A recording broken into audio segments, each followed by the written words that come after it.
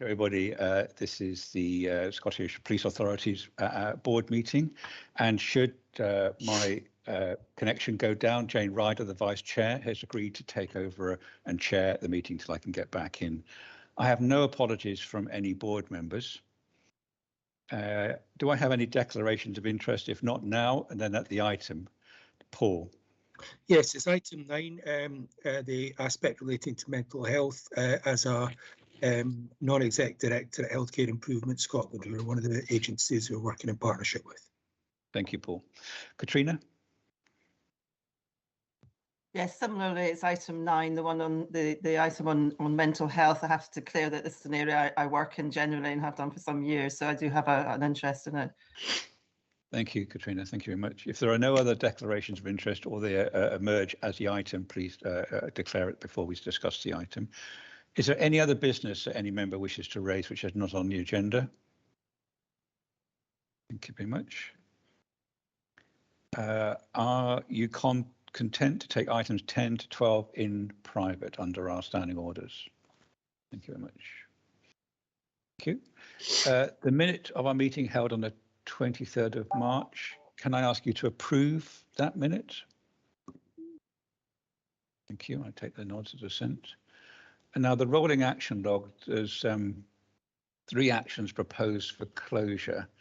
However, I would like to request the action on the international deployment remains open, and as we're expecting a presentation on that subject to the June board meeting. So can I ask you to agree that? Thank you very much. And just a very small change, the Violence Against Girls and Women seminar is scheduled for Tuesday, the 28th of June, not Thursday. So it's Tuesday, the 28th of June. I can confirm that. With that, can I ask you to approve the action log or make any comment or change to it? Approve. Thank you very much. In terms of decisions, there have been no decisions taken since the last authority meeting. Thank you very much. If I move on to now my report, the first item in my report is about the committees, and thank you very much for all the work you've done with me about the review. Thank you to all the committee chairs and members for the extraordinary hard work you've given. And in our discussions together, and now my proposal to you, I'm proposing this coming structure to the chair and membership of these committees, which I'm going to come back and ask you to approve at the end of my report. So just to thank you very much indeed for all your commitment to the authority and your discussions with me. I'll come back to that for your approval. The other item I just want to make is just congratulations to John Scott, who, as you probably all know, has been made a senator in the College of Justice, is now Lord Scott. His report to us is appended to my report, which is you can read, and you probably have, I'm sure you have read. Just want to say 2 things, really. This is an extraordinarily important assurance to the board of John's committee, the third-party assurance, and it's added to our review of the work of policing over that period of very severe restrictions in all our civil liberties for the purpose of public health protection. And the board has had daily and then weekly updates. We've had weekly meetings over this period. We've had independent polling. We've had an enormous amount of data. And we've had an analysis and presentations on the notices and the work of the 4 E's, and the third-party assurance we've been given through the IAG has just added to that.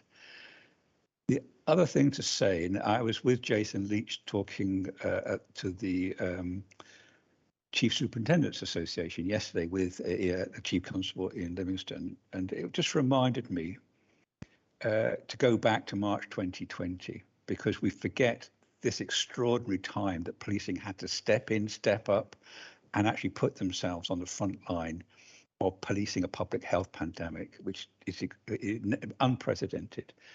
So the 1st of March 2020 was the first positive case in Scotland. The 13th of March 2020 was the first death in Scotland. And on the 20th of March, the First Minister said to us all of us, everybody in Scotland, you are now going to face the biggest challenge of your lifetimes. And that applied to us as individual citizens, and it applied to the services in the health service, and how the police were asked to help protect us, always reminding this was a public health crisis where the police were helping us as citizens through the 4 E's maintain our own health. And on the 24th of March, we had lockdown. And when we had the proposal for lockdown, in some ways before the law on lockdown came, and that was another, as John Scott points out, these issues between what the law is and what the guidance is was bedeviled this issue. I say these things just to remind us and anybody who's listening of the quite extraordinary role that policing played, and because it was successful, in my view and our view as a board, and in John Scott's Independent Advisory Group, sometimes you pass over that quite quickly. So on behalf of the board, my very sincere thanks to John Scott. I was a member of his IAG, meeting twice a week for a year, and so was Katrina before she joined the board. And I think Katrina and I got to know each other through that virtually. And we agree with John that the ability to bring all sorts of people together in a frank way of discussing and mutually learn, active listening, was a great tribute to both the IG and to the quality of our leadership in policing. And also, as John Scott points out, and it's quite right to say this, the quality of the service support he received from our own team within the SPA, and he picks out that team, but he gives special thanks to Eleanor Gore, which I just want to raise again. So thank you to all of that. Thank you to John Scott, and I wish him well, of course, as Lord Scott as a senator. Now, before I come to ask your approval for the committees, are there any questions about my report? Thank you very much. Can I ask for your approval for the committee chair and structure? Yep. Thank you very much indeed. And thank you, Jane, for agreeing to continue as a vice chair. And thank you, Tom, for agreeing to take on this additional role, this special role, looking at this area of policing policy and our international development work. Really appreciate that from both of you. So if that's my report completed, can I come on to the committee chairs reports, please? Item 4. I'm going to come to firstly Jane Ryder on the audit committee. Jane. Thank you, Chair. And there are 2 reports from committees, which you'll see. The first quite intensive on a particular item, strategic planning, which is a very worthwhile discussion, and then an update on our planning and preparation for the annual report and accounts. By the time we got to the 4th of May, we were in a position to see and be provided with assurance, both from the internal auditors, who for the first time have been able to accommodate all the planned internal audit reports within year, were able to give us the highest possible assurance in respect of the governance for the annual report and accounts, commendations indeed from both internal and external auditors on the integrated assurance, the assurance reporting that was being provided. So I think that was all immensely satisfactory. The other thing to say was we were very pleased to welcome Craig Naylor, the new HMIS inspector, and he was talking about his longer term vision and the 3-year plan, and that I think will be immensely helpful. He also made that continuing commitment to come and present on, he or one of his team to come and present on each report from an inspector to the relevant committee. So all of that, I think, taken together gives a great deal of assurance to the board. We also had some interesting discussions on data ethics, as you see, with some more work to be done on that, and a deep dive into the positional update on digital evidence sharing capability. And again, some more work to be done on that, but certainly progressing well. So that is the summary of what the committee has covered. Happy to answer any questions. Thank you, Jane. If you have any questions, put your hand up, and if you want to ask a follow-up throughout the meeting, just keep your hand up, and only when it goes down, I'll move on to the next one. Any questions for the Chair of Audit? Okay, thank you. Thank you very much. Next is Legal Committee. Yes, good morning, Chair. I was on leave for the two special meetings that happened in April, but Caroline Stewart helpfully stepped in to chair those in my absence. So maybe if Caroline wants to add anything to her, to what we have down in the papers, she could perhaps do that if she so chooses. But I also chaired last week's Legal Committee, and really the thing I would like to report verbally to the board is that we had an update on the injury, ill health, retire and injury on duty backlog. And in a nutshell, Chair, as I said at the last board meeting, we'd identified new medical officers to help us work down that backlog. They've just started, and it will clearly take some months for them to, the results of their work to begin to bite. So I think hopefully we're going to move in the right direction quite soon. So that's it from me. I don't know if Caroline's got anything she wants to add. I have nothing to add, Chair. Thank you. Just in terms of the backlog, Paul, working on it, do you have any idea when we might actually clear the backlog? I don't, to be honest. It's quite a lengthy backlog.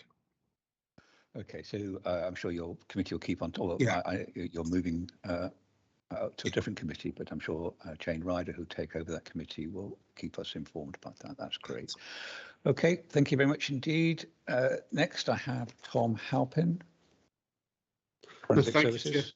You, members have got my report in front of them and can see it's a busy agenda and also a wide range of issues in terms of forensic services being considered, and that included progress in delivering the refreshed strategic plan and the previously approved business case that's currently under consultation with staff for the new service operating model. But the one area I want to draw members' attention to is the frankly totally unacceptable level of drug driving in Scotland's roads. This level is significantly higher than was originally estimated. I might add a position that's also reflected in England and Wales, where the initial experiences were used for benchmarking of what our capacity should be. One result in this ongoing challenge, which is, as you're aware, has previously been reported to the board, in keeping up with the demand for toxicology service, that's the testing of blood of suspected drug drivers. The Director of Forensic Services reports that demand continues to exceed the in-house capacity available to deliver. Forensic service capacity is being enhanced by outsourcing some of the drug driving blood testing to private forensic service companies. And work is also underway with partners to understand the demand, looking to improve the processes and develop a more sustainable toxicology service to meet it. And that is challenging. The committee will continue to closely monitor this issue and Forensic Services' response to managing it.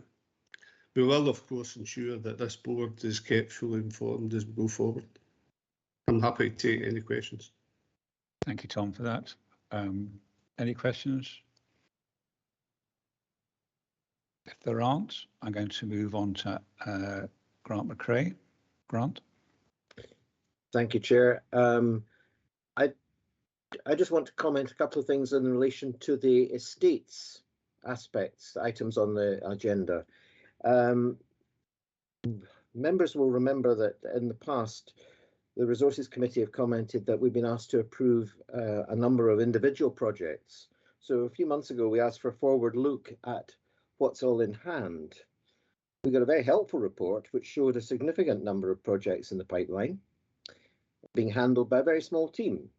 And we were a bit unclear as to what the end picture might look like, or what the target operating model would be for delivery. So we've asked for a fuller report, really clarifying how the estate's plans meet the future demands of policing, taking account of the workforce, well-being of the workforce, and also things like the custody requirements right across the country. We hope this will inform a top-down assessment of how the needs of the the organisation in terms of estate can be met going forward. That's really all I really wanted to say, but happy to answer any questions. Thank you very much, Grant. The board's expressed its concern about estates on a number of occasions, so thank you for that update. Any questions for Grant? Okay, thank you very much. It's just to once again thank all the chairs, all the committee members for their commitment, for their 4 or 5 days a month that they're asked to commit. It's an extraordinary amount of work. Most of our work carries on in committees. We try to bring out the key points under this item, and I thank you all again for your work, and the staff for supporting it, and our police service for supporting our committees as well. So thank you for that. I'm now going to move on to item 5, which is the Chief Constable's report. Welcome, Chief Constable, to the board meeting. Very nice to see you this morning. You and I have seen each other on 2 or 3 occasions this week at various events, but I welcome you to our formal board meeting and hand it straight over to you. Thank you. Good morning, Chair. Good morning, members. Good morning, colleagues. Thank you again for the opportunity to address you this morning on the back of my written report, which again details a significant amount of activity since we last met as a public board meeting of the Scottish Police Authority.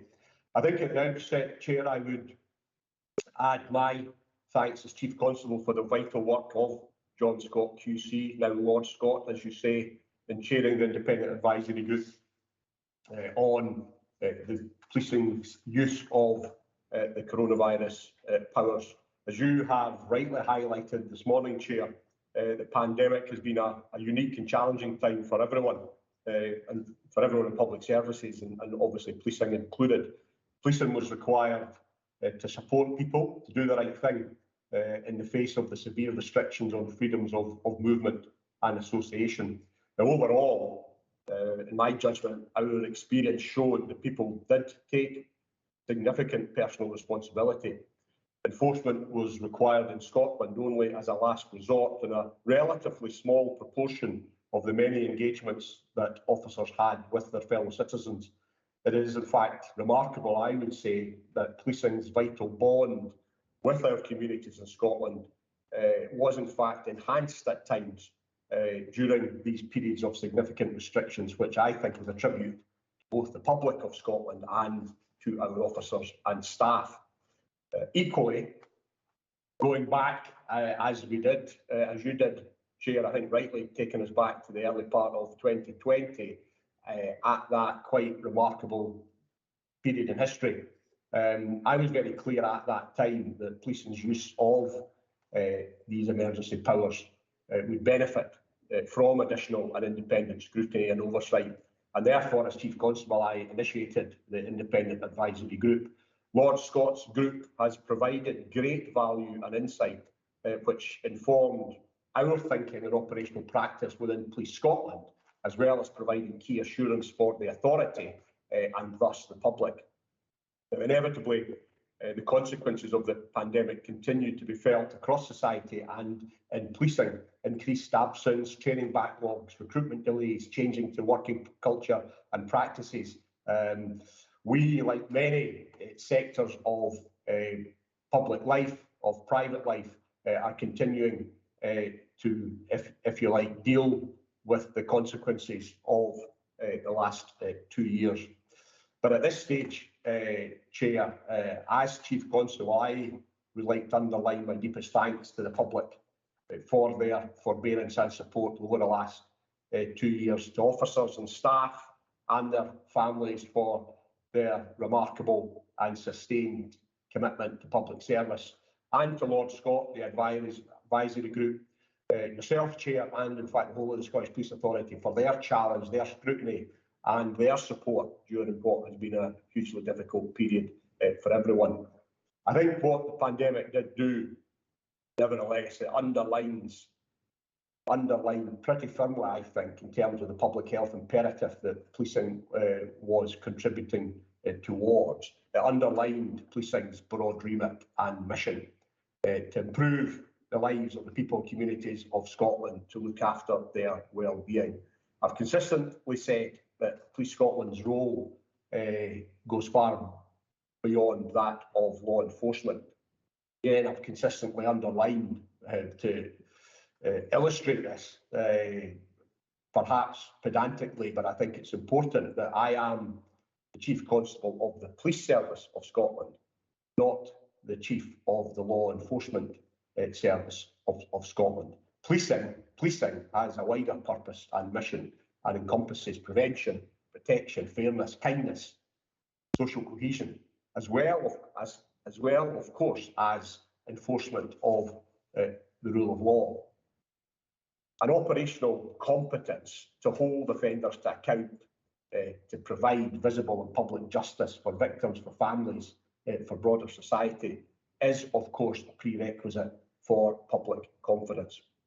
In that regard, my written report details a number of significant convictions in respect of murder, of serious and organised crime, and serious sexual offending, and I'd like to highlight a few of these important outcomes this morning. On Wednesday, the 4th of May, Lucas Shapler, a 41-year-old man, was convicted of the murder of his son Julius, sentenced to life imprisonment, minimum term of 23 years. Julius was just 2 years old when emergency services were called to his address in Edinburgh in November 2020. And Julius was found seriously injured and tragically later died.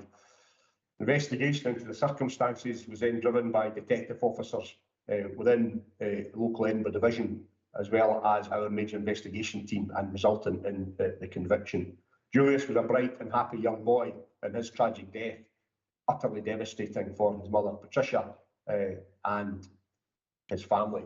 I pay tribute to Patricia's courage and dignity, and my thoughts and condolences remain with her and Julius's wider family. I've also included in my written report details of the conviction of Christopher Hughes for murder and involvement in serious and organised crime, including the importation of controlled drugs and the possession of firearms. Hughes was sentenced to life imprisonment with a minimum term of 25 years at the High Court in Glasgow. And this related, as well as his involvement in serious and organised crime, related to the murder of Martin Koch, who was shot dead in Amsterdam in 2016. Conviction of Hughes was a collaborative and international effort. It has unique elements in that a British national was tried in Scotland for a crime committed abroad involving a foreign victim. It is, of course, thanks to the great work of our detectives, our officers, prosecutors, and our Scottish and international justice colleagues that Hughes was convicted. Sends a clear message to those involved in serious and organised crime at the very highest level that Police Scotland will relentlessly pursue them and seek justice. Just over a fortnight after the conviction of Hughes, a 35-year-old man called Sean McKinnon was sentenced to more than 9 years imprisonment and issued with a serious crime prevention order in relation to the supply of controlled drugs and involvement in serious and organised crime. McKinnon was based primarily in the Edinburgh area, and his conviction again followed an intense investigation by officers in Edinburgh, supported by specialist capabilities, but also crucially was enabled by the bravery and trust that was evident amongst members of the local community in Edinburgh, who stepped forward to provide information despite an environment that McKinnon and his allies had sought to create of intimidation.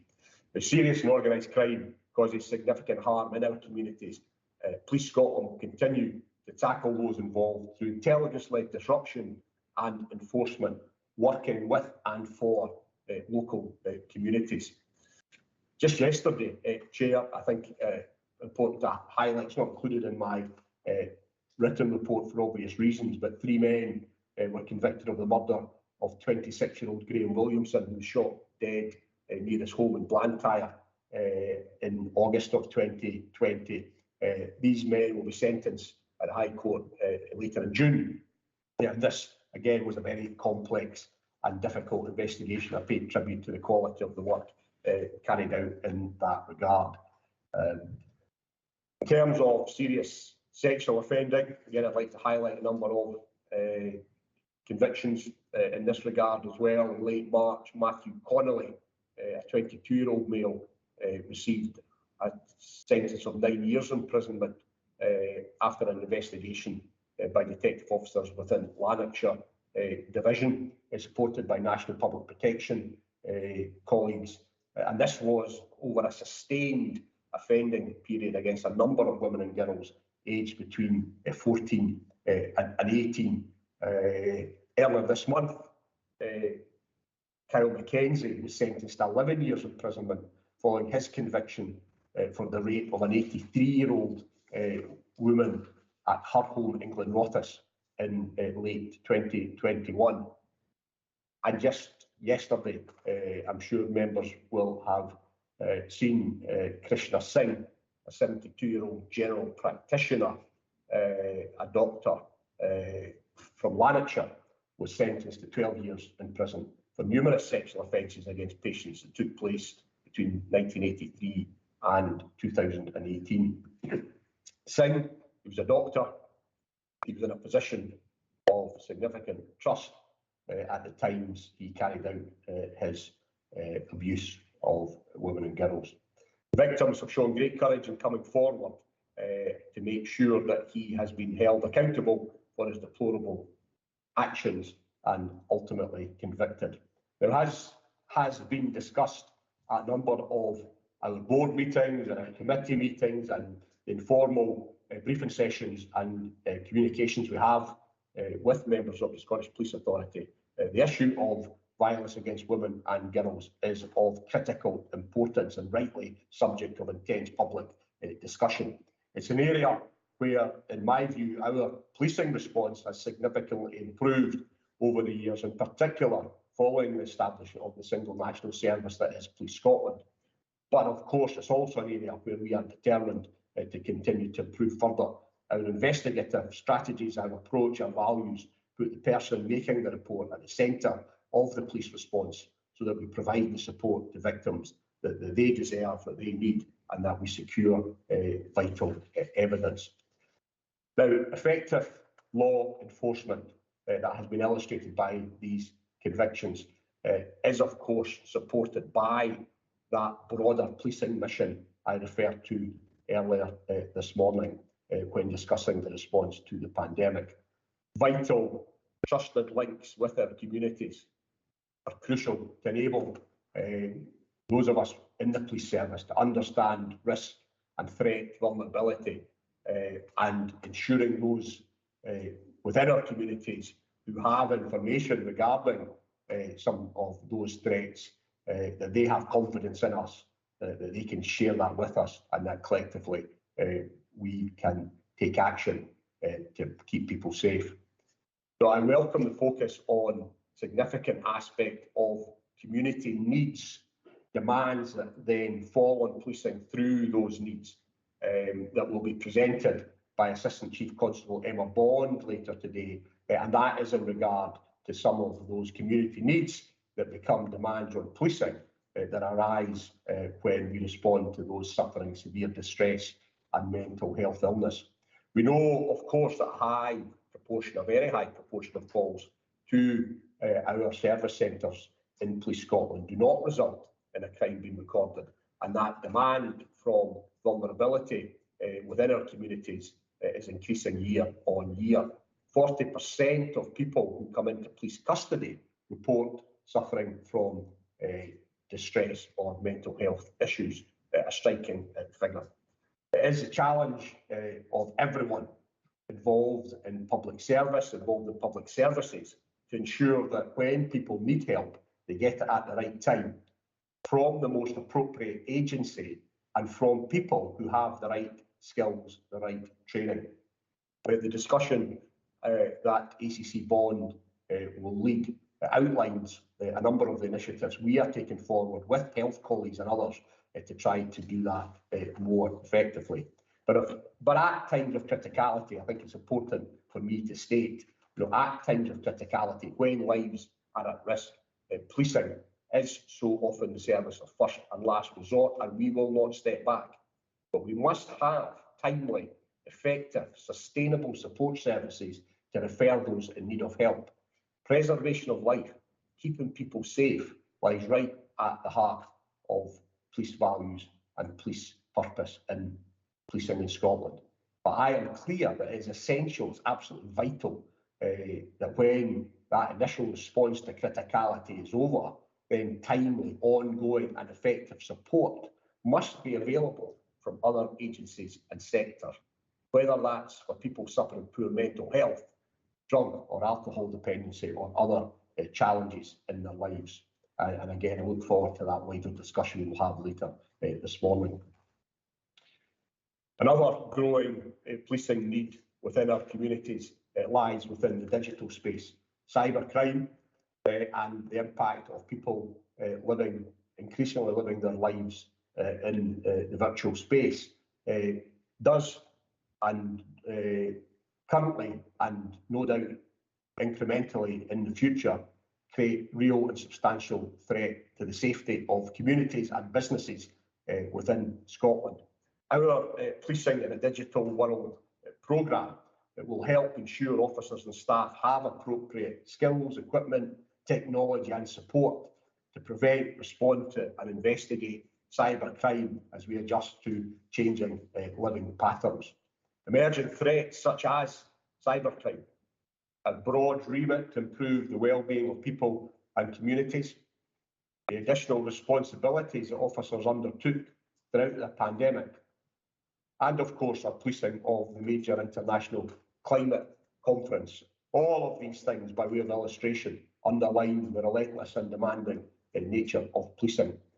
As previously reported and discussed at Scottish Police Authority meetings, Chair, you and members are aware that we took necessary measures to maintain effective policing and safeguard officers and staff in response to the pandemic and also throughout the policing of COP26. But the consequences of these significant events, as I alluded to at the outset of my remarks this morning, meant that there has been a longer period between recruitment intakes than had previously been anticipated. Additionally, the implication of pension changes, the implications of the McLeod remedy and other pension matters mean that a number of officers over the age of 50 are choosing to retire slightly earlier than would normally be the case. Now, the effect of all these matters mean that overall officer numbers are lower than would otherwise have been the case, and it will take longer than we had anticipated to regain our full officer establishment.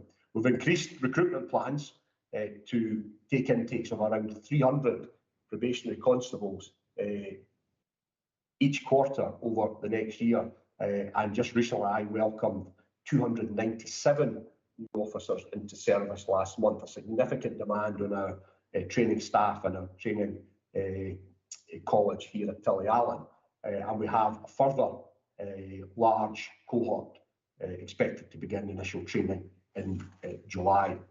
We are exploring how we can further increase recruitment, and this summer members will see a recruitment campaign being launched publicly, which seeks to encourage and support further new applicants.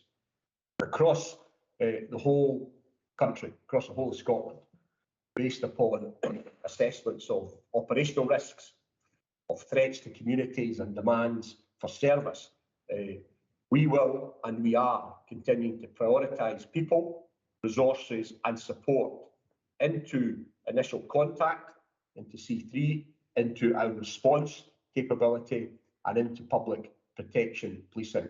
As a national service, we can prioritise need, we can seek to flex our resources, and we are keeping this under close and constant review. But I think it's important for me to acknowledge that there are and will be pressures on our operational capabilities as we address and mitigate these resource pressures in the short to medium term. But as Chief Constable, I know that right across the whole of Scotland, our committed officers and staff are working incredibly hard to maintain effective policing for all their communities. We responded effectively throughout the changing demands of policing during the pandemic, as we've discussed this morning. We constantly reshaped policing during that period, recognising periods of significant officer and staff absence, and prioritised the changing needs of our community. It was a different policing environment, but we were able to adjust to some of the resource pressures that fell upon ourselves during that period. I've constantly underlined I am hugely grateful for the commitment of our officers and staff, and I'd like to reiterate that again this morning, as we do face an increase in community needs at a time of lower resource levels. If I can return to my written report, Chair, members will be aware that the public inquiry under Lord Bracadale into the death of Sheikh Ubayo began full hearings earlier this month. As Chief Constable, I am a core participant in the statutory inquiry. From the outset, I fully supported the work of the public inquiry and underlined that it is essential that all of us understand everything that happened in Kirkcaldy on 3rd of May 2015 and in the days thereafter.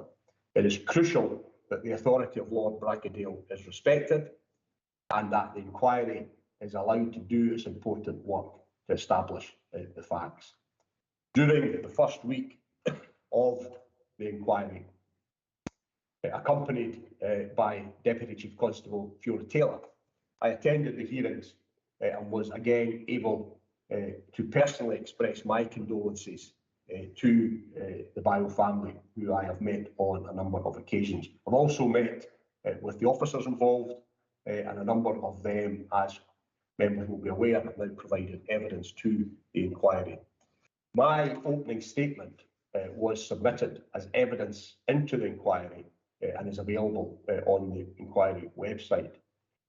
It would not be right for me as Chief Constable, it would not be appropriate to usurp the role of the public inquiry, the role of Lord Bracadale, to determine whether and to what extent race played any part, as that is a key part of the inquiry's terms of reference. However, that does not preclude a clear statement that racism, sexism, misogyny, discrimination of any kind is deplorable, completely unacceptable, and should have no place in society and no place in policing. Regrettably, disadvantage and injustice persist in society. Discrimination by individuals through cultural norms and in the structures of institutions. And of course, Police Scotland is not immune from these challenges, underlined in a number of ways, not least of all by Dame Ailish Angelini's review work into police complaints. I am clear that policing, the Police Service of Scotland, has a major role in ensuring Scotland is a safe, secure and welcoming place for all. Given the powers that are vested in the police service and our essential role in the fabric of Scottish society, policing has a duty to lead, to uphold and to inspire change that improves the experiences and lives of all our communities. Equally, it is vital that policing is a welcoming vocation where officers and staff are supported to thrive and to flourish as their true and authentic selves. And as previously been reported, Deputy Chief Constable Fiona Taylor has been leading on my behalf and on behalf of the service additional focus, additional work on equality and inclusion. And this work is benefiting from robust independent scrutiny and oversight.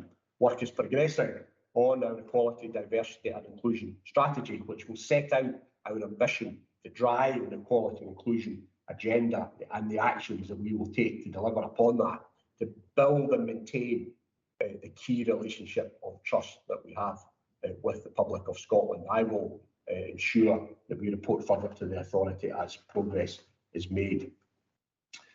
I have said, and again I've reiterated again this morning, that the need to drive the equality and inclusion work within policing in Scotland is clear. And this again was underlined and demonstrated by the Employment Tribunal's judgment in the case of Rona Malone, a now retired ex-colleague. I have now met with Rona and provided a personal apology for the serious issues described in the Employment Tribunal judgment. An agreement has been reached, including a payment to Ms Malone, which concludes her claim from the Employment Tribunal. Members will recall that in the days after the Tribunal judgment was published, I made a commitment to commission an external police service to carry out an independent assessment and make recommendations in regard to performance, conduct or culture. As is set out in my written report, and as I will reiterate verbally this morning, the Police Service of Northern Ireland has now concluded that work, and we are assessing their findings to apply relevant learning. But due to the serious issues raised by the judgment and the cost to the public purse, I consider it important that Policing and Police Scotland is able to provide assurance and public confidence in relation to this matter, both to yourself, Chair, and members of the authority, and to the wider public.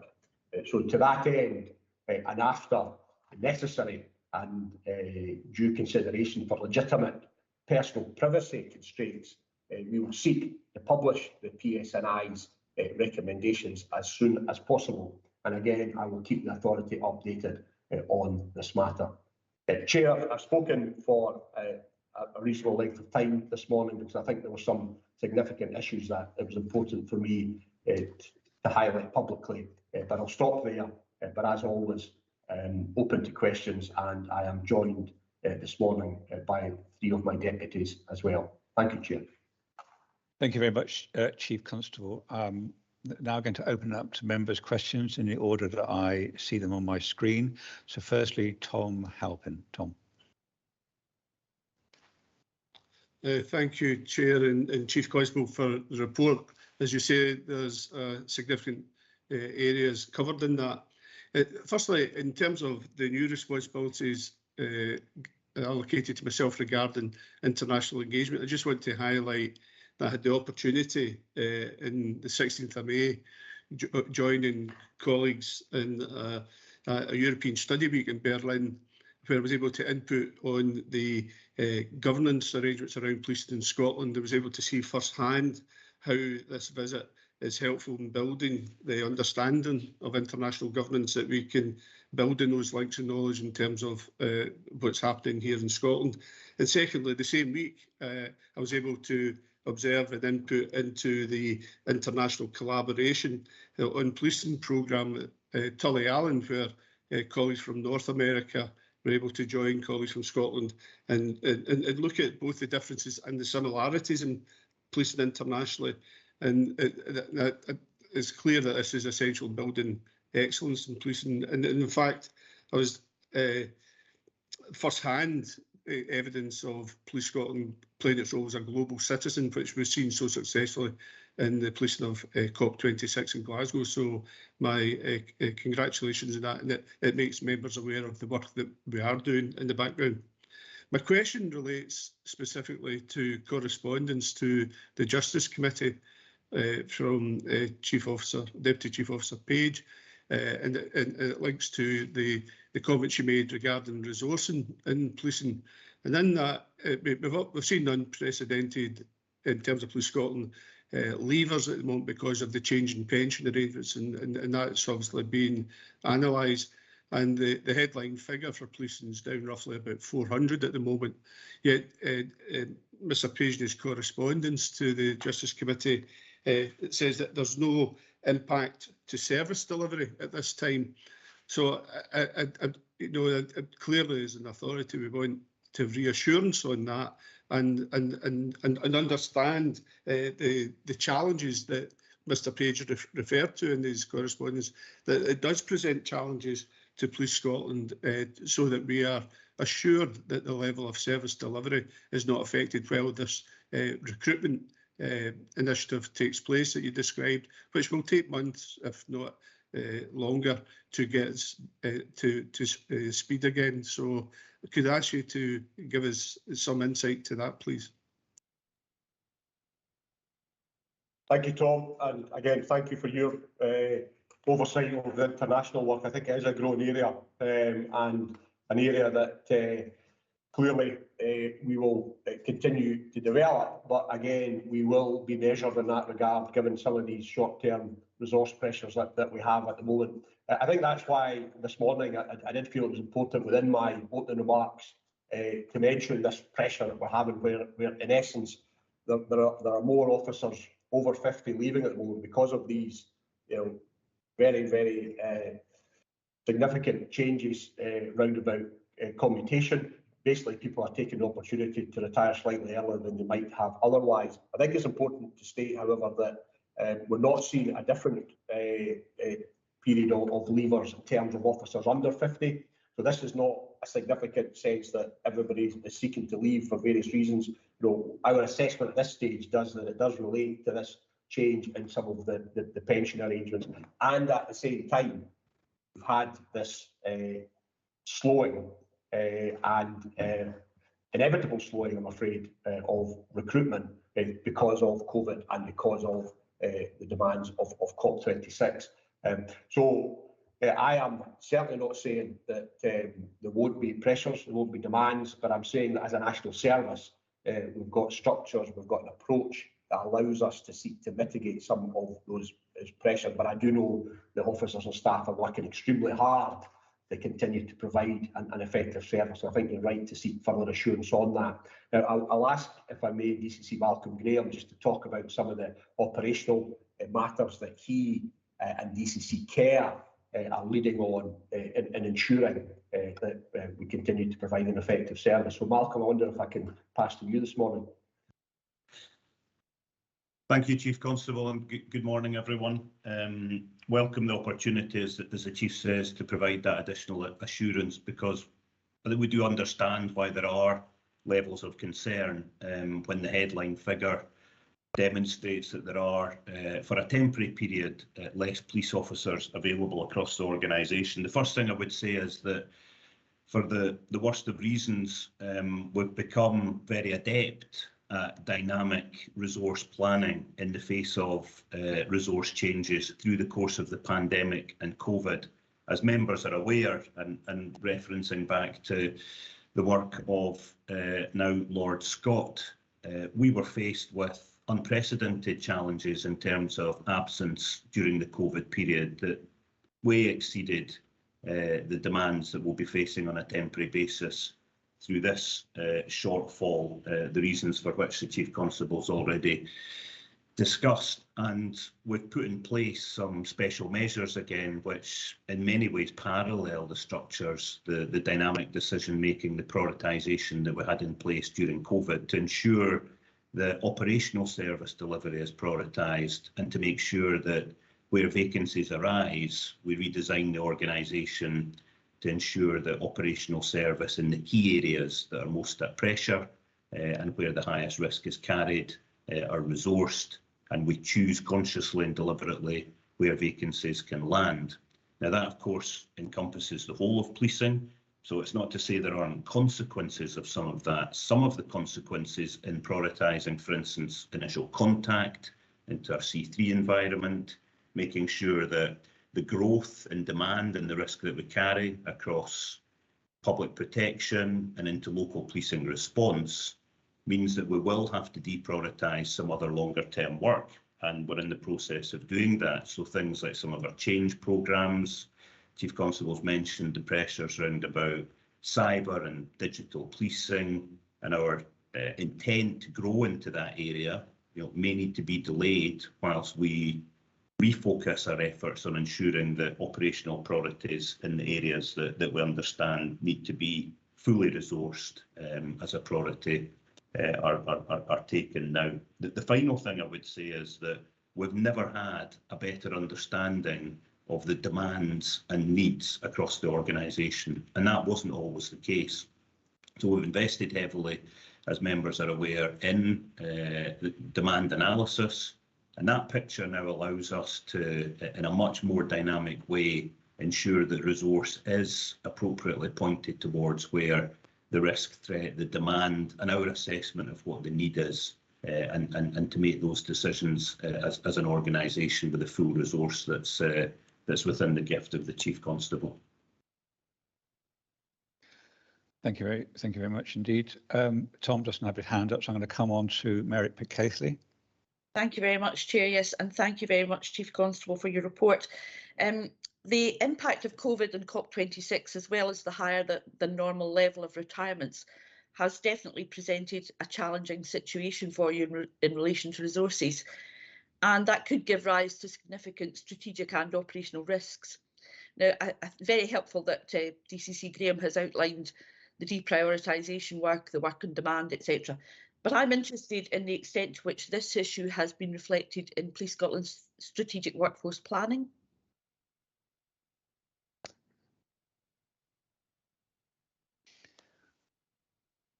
Thank you. Who would like to take that? Yeah, no, thank you very much. I'm just trying, as ever, still wrestling with the technology. We should have it now 2 years in, so apologies, just trying to get off mute. The short answer, it absolutely is, because I think we're looking at kind of a demographic change. I will ask, if I may, DCC Page perhaps just to reflect further upon that, David. Thanks, Chief. Thanks, Mary, for the question. This is very much, as Malcolm's pointed out, a tactical dynamic challenge to us at the moment. We are refreshing the strategic workforce plan, which is very much a strategic tool in terms of the ongoing shape of Police Scotland and the workforce in terms of the balance of officers versus staff. So it will absolutely inform the strategic workforce plan as we go through the refresh, because we've got to look at the ongoing dynamic. I mean, we're seeing a surge of a kind of pension age, if you like, officers leaving now, and as the Chief Constable pointed out, it is that kind of over 50 cohort. So although we're suffering a tactical challenge with it at the moment, it will become a long-term challenge. So that has to be reflected in terms of the strategic workforce plan. So we are building it into our planning about how we do the strategic workforce plan refresh, whilst obviously focusing on the dynamic management of today, tomorrow. My team's providing data across the DCC Kerr and DCC Graham in terms of managing the operational service delivery risk. So definitely part of our thinking in terms of how we shape this going forwards. Thank you. Thank you. Mary? Yes, thank you very much. And I recognise this may be covered in the report that's coming to People Committee next week on strategic workforce planning.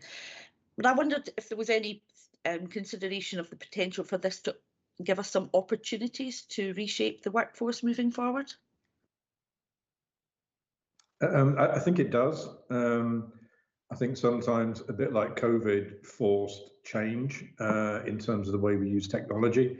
I think this type of activity and how we look at our dynamic response and moving officers around and looking what perhaps civilians could be doing, it just forces a much harder focus in some of those areas that we've been looking at. So there will be an effect, a bit like how we accelerated the rollout of technology, needs must. So that there's a kind of tangential benefit, if you like, which we will be looking at and we are exploring currently.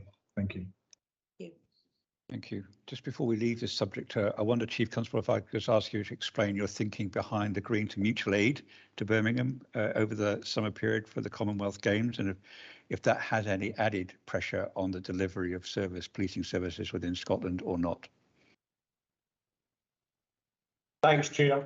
The provision of mutual aid is something that members will be aware we have benefited significantly from in recent years, not least of all COP26, when every single police service from across the United Kingdom provided additional resources to assist us in discharging our responsibilities.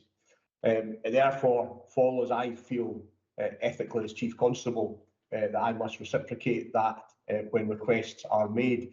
But I am very, very conscious of the need to maintain capability within Scotland. That's our primary responsibility. But I do think it's important that Police Scotland, as the second largest service in the United Kingdom, plays its part in supporting the policing and security of the significant international event that will be held within Birmingham. And clearly clearly policed by colleagues within West Midlands Police. So the mutual aid requests all require my personal authority, and I look at them in extreme detail, and clearly we ensure that the full financial recompense is maintained and is recovered. But I'm also conscious of making sure that we maintain effective and sufficient resources in Scotland. So I feel it's an operational matter for myself, Chair, but I will keep you updated on matters. But I do think I have a duty to support the policing operation. But I am heavily charged with the responsibility of making sure that we retain sufficient resources within Scotland through that period. Thank you, Chief Constable. I wonder, because this is clearly an issue of significant public interest over this period of pressure, 22 and 23, I think DCO Page said in his letter, that's where the pressure is going to be over the next year or two.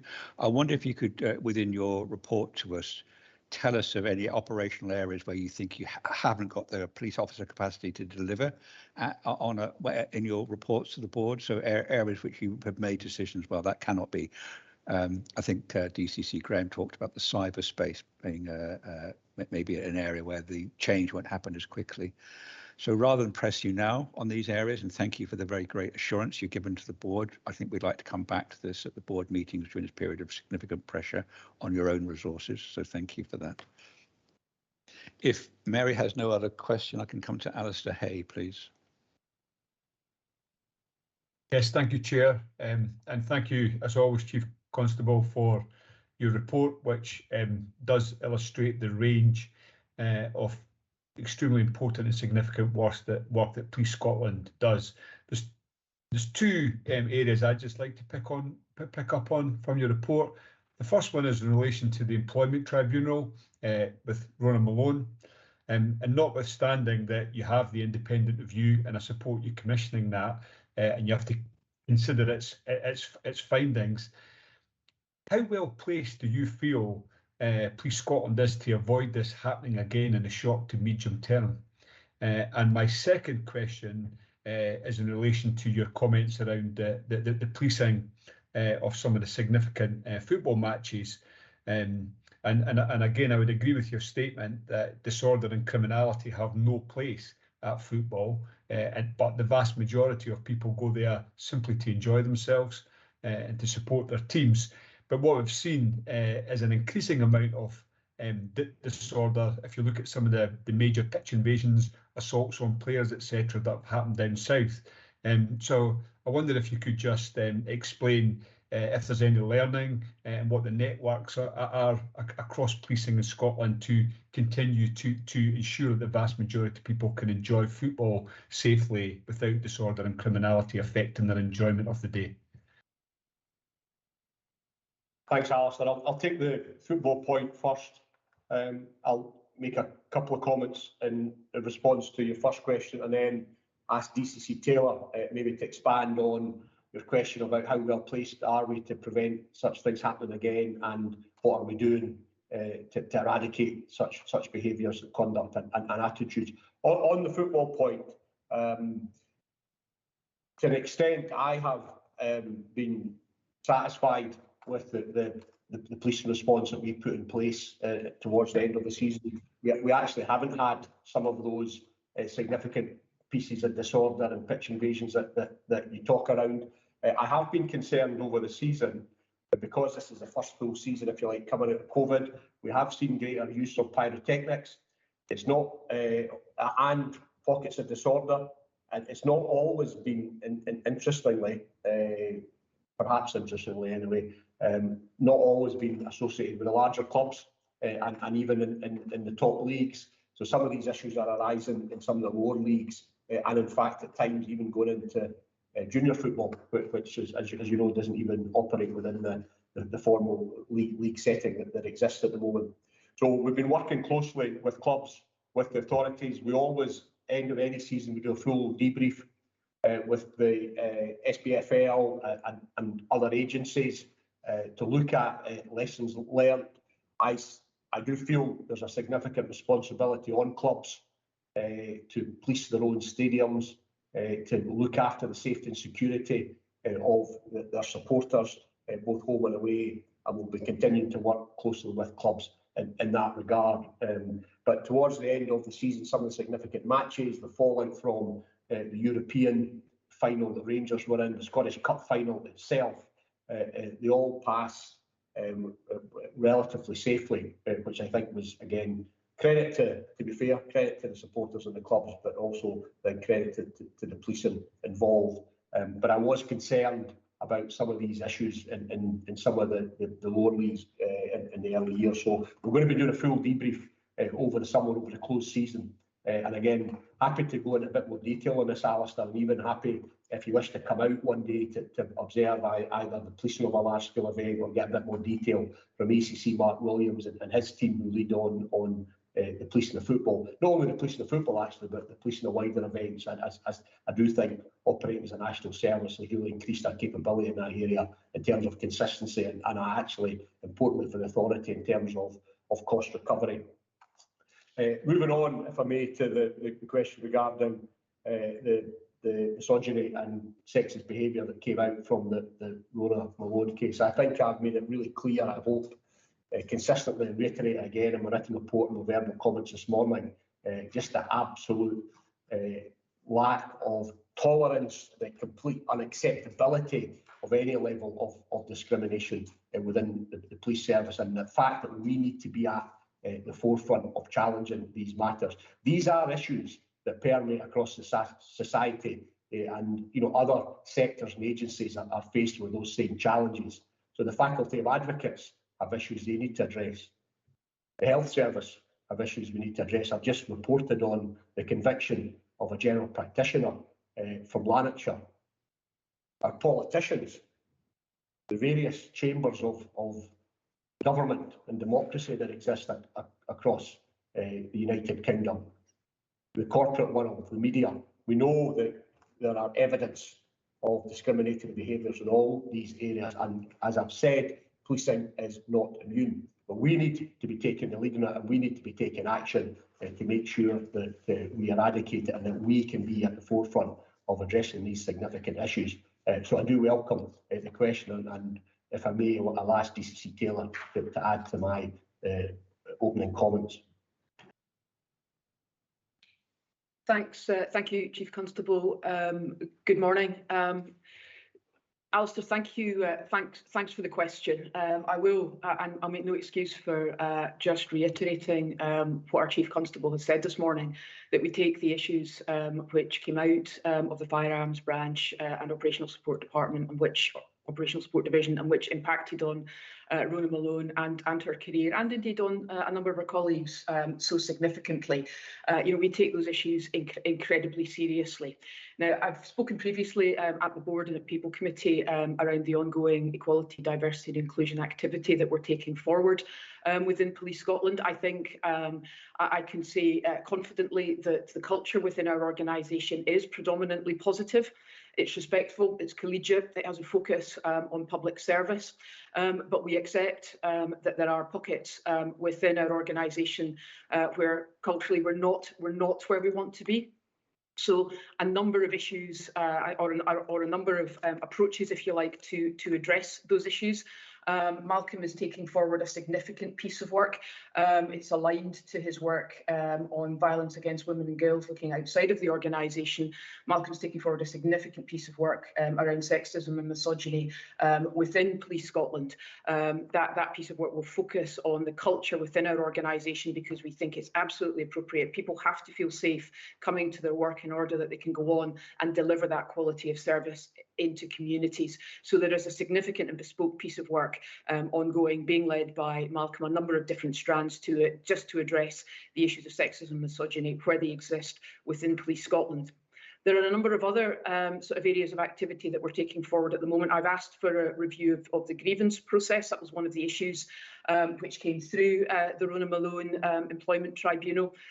We now have director oversight of grievance of grievances which are ongoing within our organisation, and that, directed by myself, looks for early intervention where we have issues which pertain to discrimination which are coming through the grievance process. You know, I want us to be leaning in, to be understanding, to be looking for the appropriate early resolution. The point for me around grievance when it sort of translates ultimately into employment tribunal is that absolutely nobody wins out of that. The individual doesn't win, the organisation doesn't win, the public don't win. So there's a piece for me about, right, do we know what's going on in the organisation? I now have confidence that certainly through the Director of P&D, colleagues in PSD and colleagues in legal services, we've got really good oversight around the grievance processes which are sort of in train at the moment. I'm really grateful for the support from the Scottish Police Federation, from ASPS, and also from our diversity staff associations as well, to raise issues with us and to enable us to get involved early in those issues which may have a significant impact on the working experiences of colleagues across the organisation. We are looking to deliver leadership training. I think I've mentioned this previously, 5,000 first and second line managers, both police officers and police staff, later on in the year towards the autumn. Again, that will look very much at how we support our people in those most significant leadership roles and ranks to have a greater understanding of what their responsibilities are from an equality, diversity and inclusion perspective. But it will also support them in providing them the sort of the tools, the experience to have those sort of conversations with their teams at a very early stage. And it will also, and this is absolutely key for me, encourage them to support our colleagues actively intervening in issues and situations which they do not think are acceptable. So we need to get away from the bystander culture. You know, we need just to reiterate to everybody across Police Scotland that, you know, if you see something which you do not think is in tune with our values and with our standards of behaviour, then it's for you to intervene and to attempt to resolve those issues. So there is a significant amount of activity going on across the organisation at the moment. That is in tandem with the work which we are doing around Opfustic, the report which we have just received from the PSNI. We are currently looking at all of their recommendations. We're looking at drawing them through into a sort of tracker so that we can hold ourselves to account against delivering against PSNI's recommendations, both within a specific part of the business, but more broadly within Police Scotland as a whole. And we will report back through the appropriate committees progress against delivery of those recommendations, but also we will look to publish the report in an appropriate forum in due course as well. And I will pause there, Chair.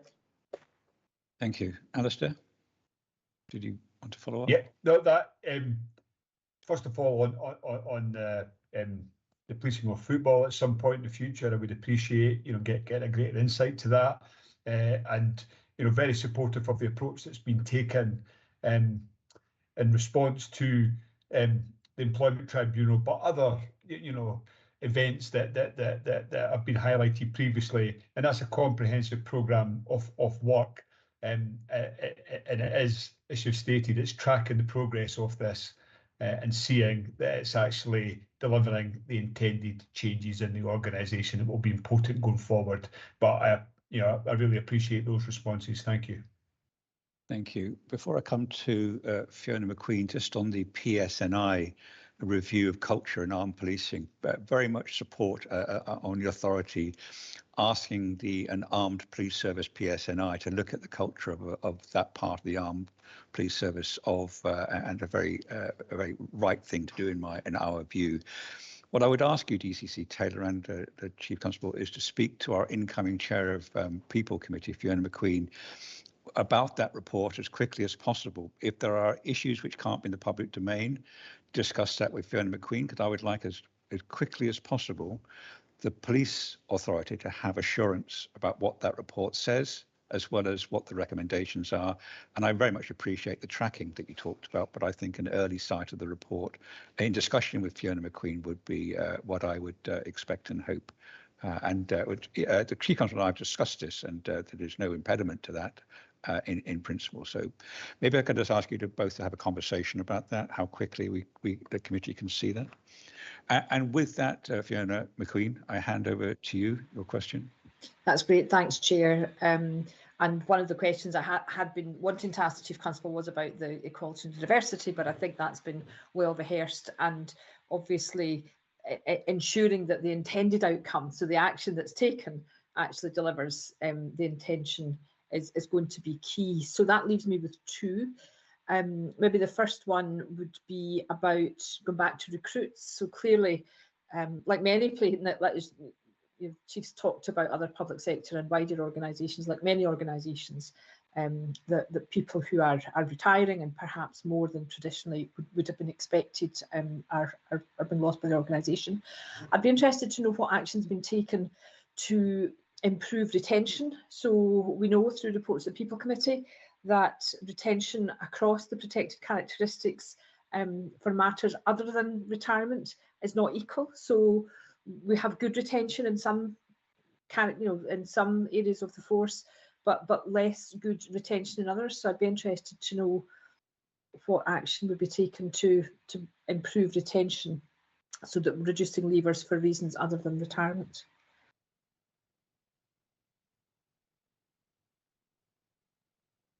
Thanks, Fiona. The first thing, just in response to the Chair's clear intent there, yes, we will undertake to come back and speak specifically to yourself, Fiona, as Chair of the People Committee on the PSNI report, and I will ask DCC Taylor to do that. On the wider point of retirals, and again, I'll ask DCC Taylor perhaps to comment on your specific question regarding retention, because it is a part of our EDI work, as you know. But I do think, as you mentioned there, this loss of experience that you highlight, and I think it's important, and I'd like to kind of just add to your observations that this is something that other sectors are experiencing as well. I think I read something in the Office of National Statistics saying that there's over 500,000 people between the age of 50 and 70 no longer in active employment or active economic activity compared to 2 years ago, getting deemed the Great Retirement. So what we're experiencing in policing for those over 50 for pension changes and other reasons are actually happening right across society, and at times, and we within policing, and we can be as guilty as anyone within Police Scotland, we can kind of lose the context that we're operating in and think that this is something that's only happening to us and us alone. So I do welcome that observation about this is a kind of broader societal issue that we're facing, and therefore we can learn from others who are also facing those challenges. In terms of the retention issues on those with protected characteristics, I think it is closely linked to the work that Fiona's already outlined. But again, Fiona, I wonder if you can add to that. Yeah, of course, Chief. Thank you, Fiona. And maybe before I talk about retention, I do think it's really important to just to make it clear that we are recruiting numbers of new officers into our organisation at the moment. I spent some time with our recruitment team last week at Jackton, because I think it's really important that we don't go for speed over quality. So, I'm absolutely determined, and I was very kind of reassured by the processes which are in place, led by, Heather Cunningham and her team, that actually we are looking to take the best people into Police Scotland, and that, gives us the opportunity to bring more women into the organisation and to bring colleagues from different backgrounds into policing in Scotland, which, I think is something that we cherish, that we're proud of, and that we want to sort of double our efforts. We have an opportunity here. We want to double our efforts around. In terms of your point around retention, we're working really closely with the diversity staff associations at the moment to understand exactly what the issues are for colleagues across the organisation. I'm very conscious that you're working with the Disability and Carers Association, brings certain issues to light. Working with SEMPR brings a number of issues to light. Working with the SWDF, and again, that's aligned very much to the work that Malcolm's doing, and a piece of work that we have commissioned to understand why female officers tend to leave at a different stage in their career to their male colleagues. Enables us to start to sort of hone in on some of those issues to ensure that colleagues from minority backgrounds, get the bespoke mentoring they need. see officers who look like them and who are from the same background as they are when they first come in to our organisation, so that they can, they do understand that we have a genuine commitment to their retention and progression through policing in Scotland. So again, there are a number of different pieces of work that we're taking forward at the moment. They have culminated, many of them, and again, I've spoken about this before, in an organisational wide diversity action plan, which does help us to focus in on the issues which are specific to particular individuals across the organisation, and ensure that we are working with those individuals to enable them to manage their careers and their responsibilities outside of Police Scotland in an equitable and sort of respectful way, and that no one population group within policing is any better treated or is treated to their detriment in any way. That's really helpful. Thanks. Pleased obviously to see the attention about supporting the new recruits into giving them a really good experience, despite the fact that classes may be slightly bigger, and perhaps at People Committee we can rehearse some of the pressures that then go on. For instance, it's been seen in academic organisations where you have Black minority ethnic people from these communities being almost the poster man or woman, and the pressures that brings upon them. So making sure that the mentors have the right support, so that they don't feel overly overwhelmed by the responsibility that they have. So that's really helpful. I look forward to that, Fiona. Chair, if I may, one further question, and it's been talked by Tom and by the Chief Constable about the international work that Police Scotland are rightly involved in, but I wondered if the Chief could say a few words about the benefits to Police Scotland and to Scotland as a whole from that wider international work. Thanks, Fiona. The enormous is the short answer in all areas. Everything from a tactical awareness. I myself spoke at an event 2 months ago, invited over by Harvard University actually to speak about the process of change in policing in Scotland, our approach to prevention and to protection, this essence of this wider policing mission. We've talked in the past about how policing in North America are looking to move away from a warrior mentality to a guardian mentality, and therefore there's a lot of benefit that they're interested in our approach and how we seek to do that. But when I was there, and this is just by way of one example, there was an input led by the Police Department of Denver, along with public health officials and services from Denver, that looked very much at mental health intervention and distress. Some of their deployment models, quite phenomenal, well funded actually, because of some of the different local funding arrangements that they have in some of the North American cities that as you know, really quite incredible work, where there was real, truly integrated work between mental health professionals, social services professionals, as well as those involved in policing, and moving towards actually an integrated unit that ultimately transferred from police command, actually was ultimately getting commanded through health leadership and whatnot, and yet it was police officers who were sitting in that team. So that is but one example, again, that we would then look at to see the applicability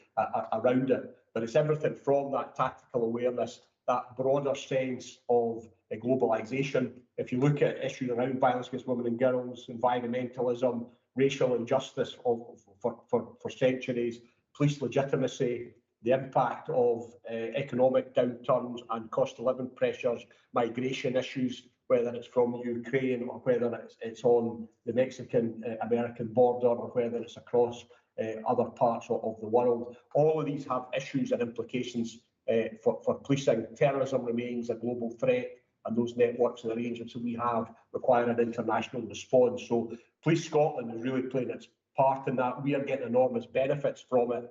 And I think as long as I'm Chief Constable, I want to make sure that we continue to be outward looking, that we continue to be a learning organisation, that we don't think that all the answers lie within policing in Scotland, and that we continue to be open-minded and to commit to that. But equally, you know, I am charged with making sure we retain our capabilities here. I don't think it's an either-or. I think one enhances the other, but I do really welcome the oversight and the direction and support that we're getting from the authority, specifically from the chair and from Tom Halpin. So I appreciate your question. And very briefly, if I may, just to support your final comment on the recruitment issues and the support for underrepresented groups. That's one of the issues. There are big challenges with big cohorts, but one of the benefits of it is that there are larger teams, and therefore you can build a bit more mutual support there for underrepresented groups, rather than being the one or the two within a cohort of 30, where we're bringing in 250, 300. It allows that wider support to be there. So really recognise your observations and keen to people committee to draw on that further. That's really helpful. Thanks, Chief. Thanks, Chair. Thank you very much, Fiona. Thank you, Chief Constable.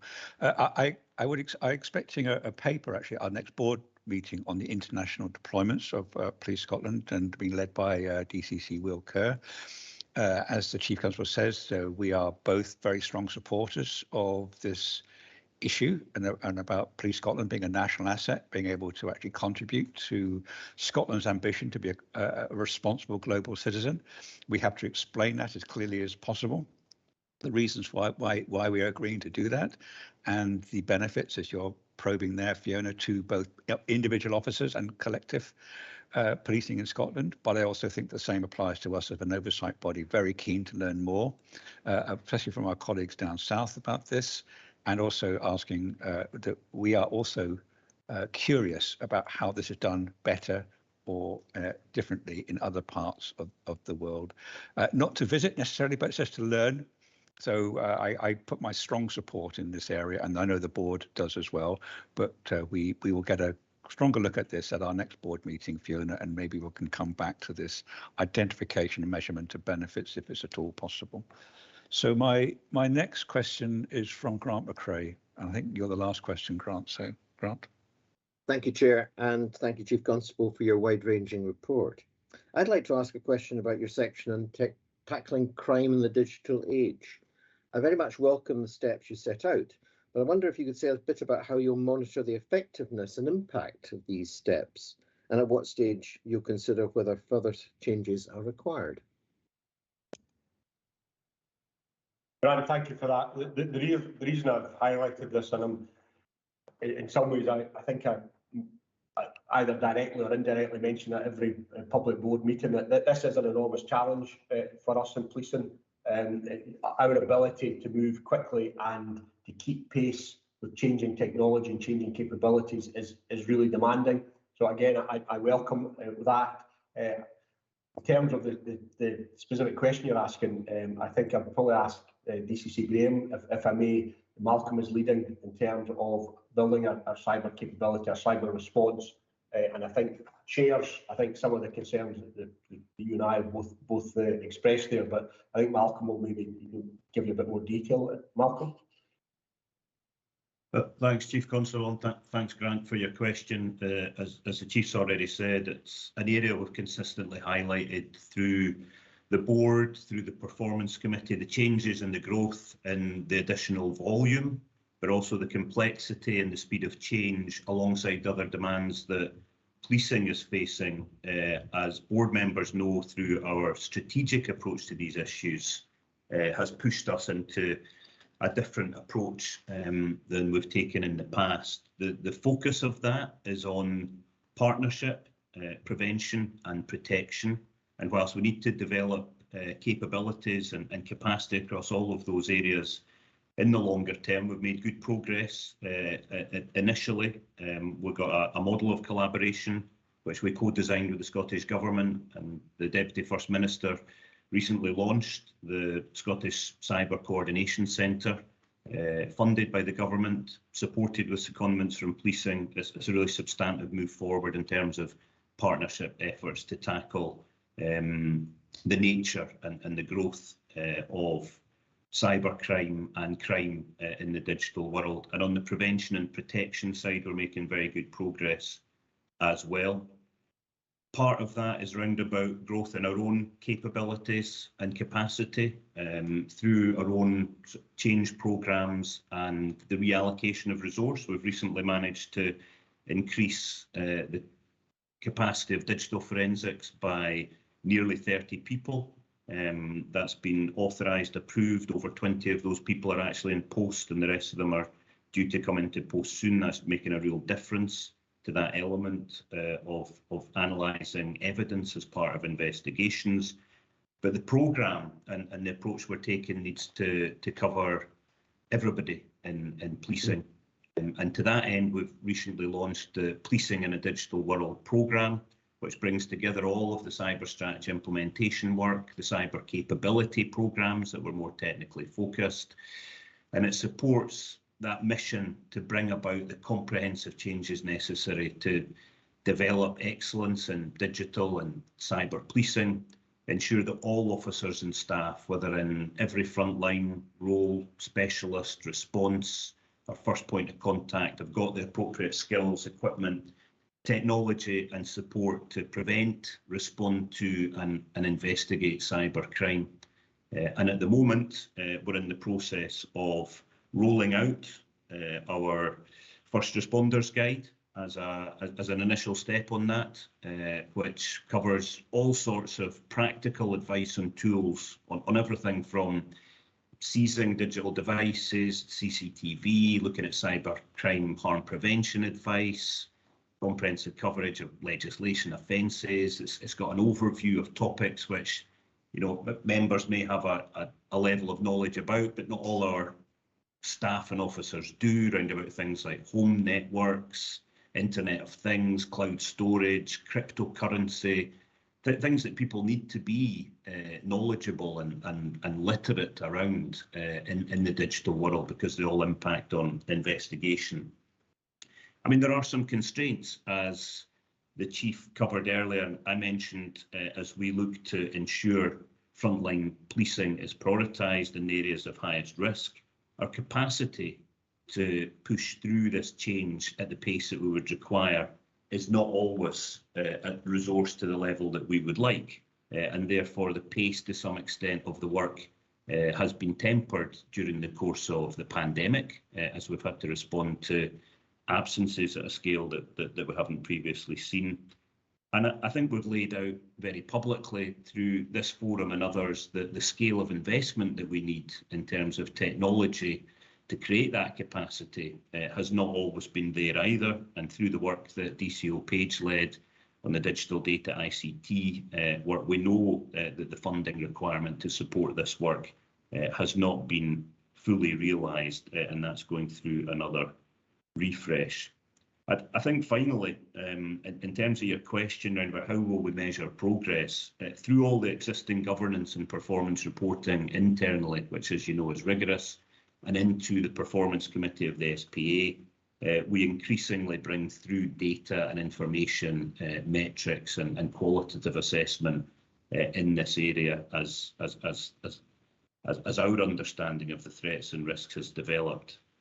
We've also agreed that we will jointly, I will personally jointly co-chair with Caroline Stewart from the SPA, a professional reference group which we've established and which will first convene on the 20th of June with a range of expert members from across the UK who will provide external scrutiny support and insight into the opportunities that we are seeking to develop, and I very much look forward to that and reporting back publicly on the outcomes from that process. And finally, I would really welcome, and I think this is planned for later in the year, the opportunity to explore this in more detail at a session of the board to bring back progress on the Policing in the Digital World programme and to have a more detailed conversation to ensure that board members can be satisfied and assured about the progress we're making, understand the challenges and can fully support the unlocking of any of those constraints towards progress that I've highlighted. Thank you. Thank you. Grant. Thank you, Malcolm. I think that it's very helpful to hear what you've got in hand, and I appreciate that some of the things like the responder guide has only been issued earlier this month. So I think it would be quite useful later in the year to actually have an assessment of what's working well and what needs more action. It's one thing to put the steps in place, but it's how people are actually finding these working to fit their needs will only be a question of sorting it out over and assessing it over a period of time. I think it's well worth keeping an eye on this fast-moving area to see that we're actually achieving what you're setting out to do. Thank you. Thank you. And I wonder, Grant, if you could discuss, I know you do regularly with DCO Page and DCC Malcolm Graham, about the capital issue on here. We have a very good idea of a 5-year capital plan. We know what the resource shortfalls are. We got together plans about how we might mitigate some of that by being more efficient in our procurement, but there remains this very significant shortfalls. I would like over this year to bottom that out so we can be effective advocates together about what it means for harms and reduction in harms, and if we can price that well. I completely understand the overall public sector resource constraint. I'm not naive about that, but it would be very useful, Grant, if through your committee, through the advice you're getting, professional advice from policing and from the finance, from David Page, to come to the board and say at some stage in this financial year, here is what we might reasonably ask for in this area. If that is a significant, as it's been said now, constraint in terms of the harms that are out there facing the public, I would like the board and the authority to be an advocate for the change when we know the figures properly. So I can leave that with you, Grant, very effectively as the chair of resources, please. Yes, certainly, Chair. And I'll also have an eye to not just the capital aspects of it, but the revenue implications as well.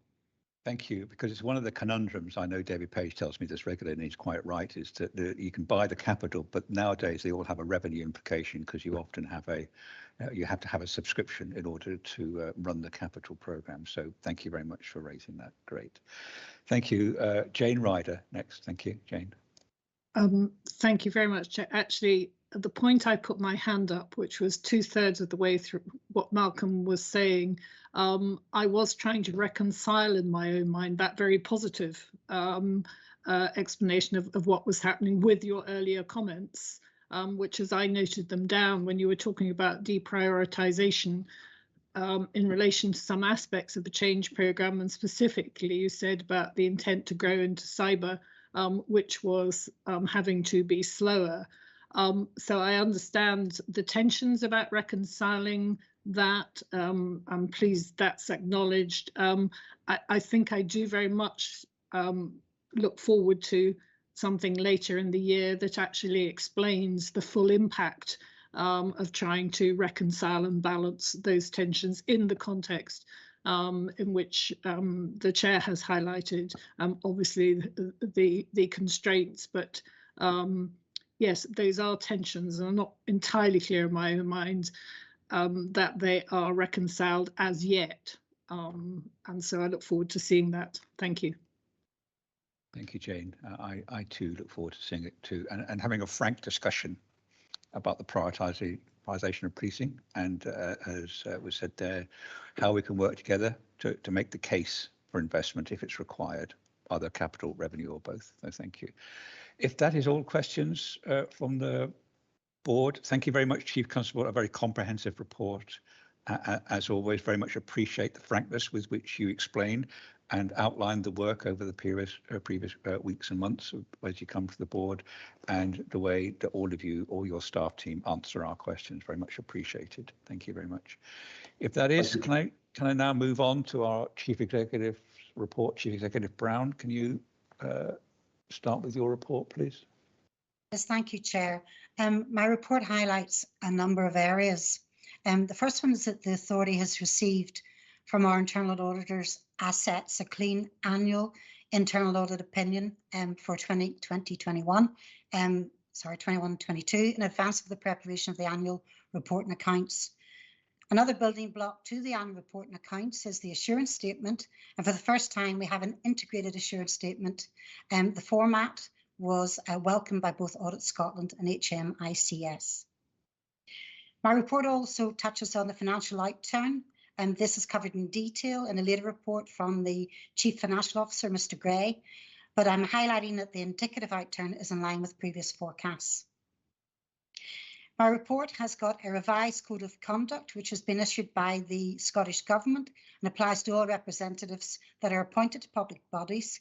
There's been extensive discussions around this, and I am recommending that the code is adopted by the board. ICVS remains an area for development for the authority, and we have undertaken a review, and the findings and next steps are summarised in my report. I'd also like to draw the attention of the board to the ICVS conference that was held in Dundee on Saturday the 21st of May, and the board was represented by the Vice Chair, Jane Ryder. Finally, international development deployment is an area of public interest, and the report updates the authority on a non-operational deployment to Zambia and Malawi and confirms that appropriate governance was undertaken in approving the deployment. Thank you, Chair. Thank you very much, Chief Executive Brown. In terms of the code of conduct, it's a recommendation to us. Am I right? Jane Ryder. Thank you, Chair. If I could just start, there are two aspects I want to comment on. First of all, the code of conduct, and absolutely, it's a recommendation that we adopt the model code, which was consulted on last year and issued by Scottish ministers in December of last year. It's on the Standards Commission website, and I commend the work that's gone into that, including the fact that in accordance with good practice, I can confirm that the topic was one of the topics at a seminar with members. So members have discussed this and understand with the benefit of guidance from the Standards Commission. So I'm very supportive of this. And the second thing is ICVS. As the Chief Executive has mentioned, I was at the annual conference in Dundee, the first for 2 years. I just want to formally record, if I may, as I said personally and on behalf of the board on Saturday, our thanks to the ICVS, 102 visitors, all voluntary, and the ICVS team within the SPA who support them. The visitors did over 1,000 visits and telephone monitoring in the course of a pretty disrupted last year with the pandemic. Some telephone, some face-to-face, back to telephone, back to face-to-face. Overlaid on top of that, the COP event, and there was a lot of preparation and training, and they were absolutely an important part of that. Visitors managed to visit the custody suites every day of COP26 conference. Tom Halpin for the Oversight Board will confirm they were an important part of the assurance of that event. And simultaneously with that, as the Chief Executive has said, the staff in consultation with the visitors have been doing a comprehensive review on how to improve the service, drawing on the experience of the scheme, including the lessons of the pandemic and COP26. So it's been a really challenging year, but I think enormous thanks to this important scheme. As I said to the conference, is given us a wealth of data and cumulative objective experience that I think can have an even greater impact than the sum of its parts. And at the conference, it was particularly interesting, we drew out themes of vulnerability and particularly children in custody, which is of ongoing interest, obviously, to the SPA and is a priority area. Mental health was one of the issues drawn out, and as the Chief Constable referred to, 40% of those appearing in custody self-declare to have some sort of mental health issue, and the appropriate adult scheme. We heard from COSLA on the appropriate adult scheme, which embraces mental health but other vulnerabilities as well.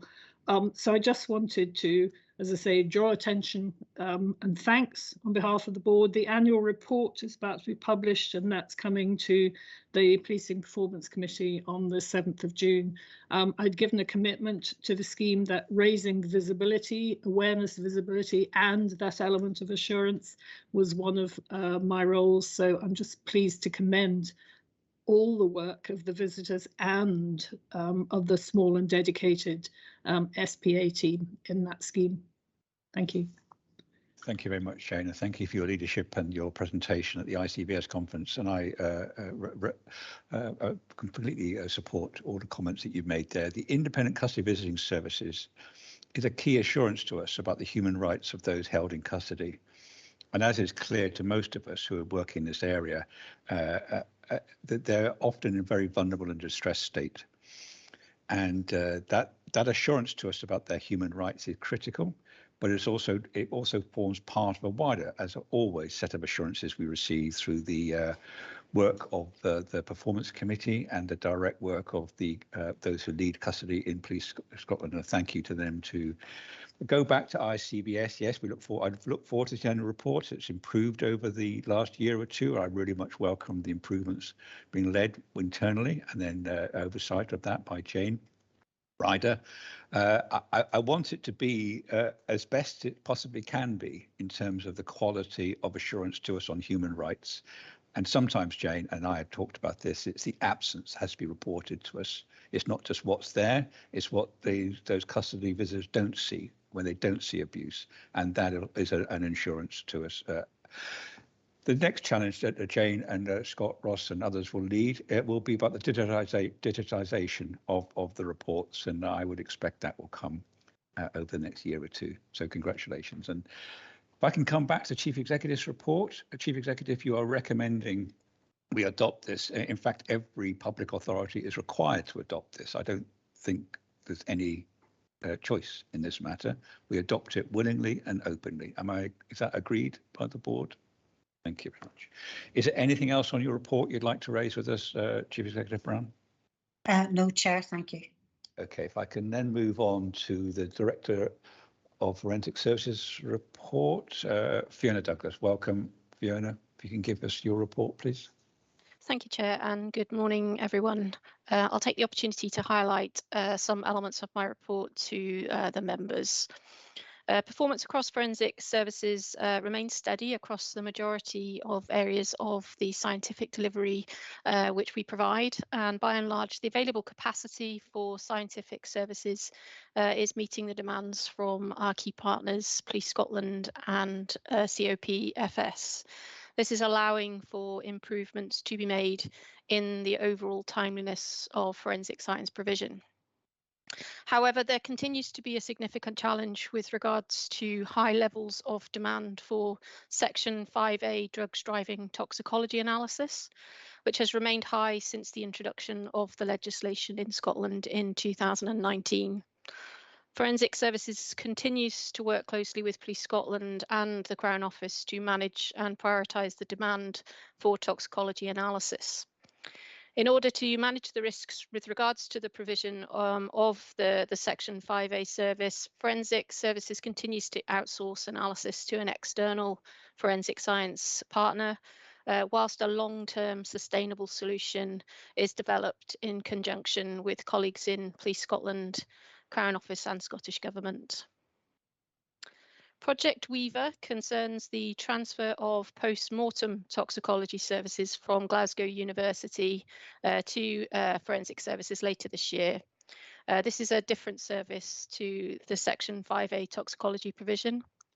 It's a complex project funded by the Scottish Government and it continues to be on target with excellent joint working between staff within Forensic Services and Glasgow University, who have now started working in the new laboratory Junction 24 in Govan to begin method development and validation of new instrumentation. There continues to be a significant focus on change within Forensic Services. At the start of May, the consultation on the senior management team restructure concluded, and this has now progressed to recruitment of the remaining vacant leadership posts for the organisation. The ongoing consultation with staff in relation to the new operating model is making good progress, and it's anticipated that this will progress to a conclusion in the summer. Forensic Services continues to work closely with the trade unions and to regularly engage with our staff throughout this period. All of the recommendations made by HMICS in the first thematic inspection of forensic services in 2017 have now been formally discharged, and this has been a significant amount of work to address some key strategic issues. And I'd like to thank HMICS and colleagues across Police Scotland, the Crown and within Forensic Services for the work that's been completed over the past few years to address the issues that have been raised. Finally, I'd like to highlight that we have now established a short life working group to look into how the value that forensic science brings within the public sector and the wider justice process can be understood and quantified. And the first meeting of this group is this week. And I look forward to identifying priority areas to consider first. This group consists of stakeholders from academia, CIPA, Police Scotland, including in relation to digital forensics, Crown Office, and of course Forensic Services. I look forward to reporting back to the authority as work progresses, and certainly how it allows us to consider how Forensic Services is delivering excellence in forensic science for a safe and resilient Scotland. That concludes my report, and I'm happy to take any questions. Thank you very much, Fiona, for that. Before I open up, can you just explain the demonstrating value?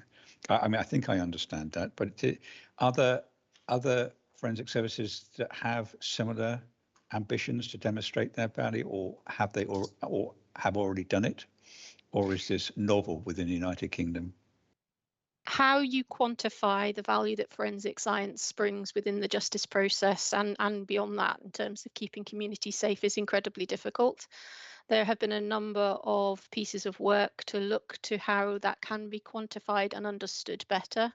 There's particularly two pieces of work ongoing, one in Northern Ireland with Ulster University, looking at particularly the value of forensic science in the public sector, and more specifically in the Home Office, looking at forensic science and how decision making and interventions at different stages could make an impact on the value that that work can bring to any particular type of investigation. So we're really looking at how do we get how do we prioritize the best possible direction of work that's going to make a big difference in Scotland, given the particular challenges that we have, and how can we gather together sort of disparate data sources from across the whole sector to be able to try to answer that question. But it is a very difficult question to answer, and it hasn't been cracked yet, I would say, by any particular forensic science organisation. And I think it's particularly important that we look into how we prioritise subsets of that overall big picture that we'd like to understand, so that we can make progress as quickly as possible. Thank you. Before Jane comes, just explain to the board what the value of looking at the value of forensic services. Why would we do this? What do you hope to get from it if it's successful? Sure. I think it's particularly important that we understand how forensic science contributes within the overall justice process, initially within Scotland. So how does forensic science contribute to supporting our partners to investigate crime, to prosecute crime, to keep people in Scotland safe?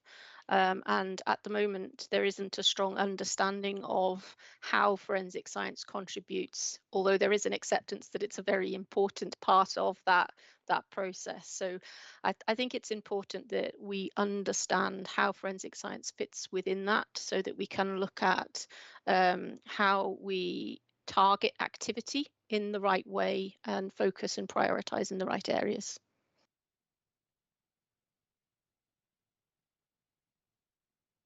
All right, thank you very much. Jane Ryder. Thank you, Chair. I mean, and although Fiona didn't say so, I am a member of that working party.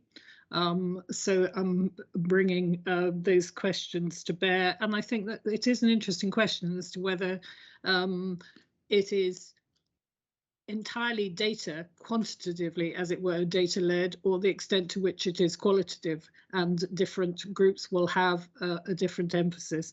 But I think that overall understanding, if only, and I'm not sure this is the only rationale, but if only in order to prioritise, because we have seen actually how difficult it is for any of the services to prioritise at this point. But I think there is a broader societal issue, which you might say has been to an extent already demonstrated in Project Weaver, in the changes that are coming through Project Weaver, but these are all issues to be explored.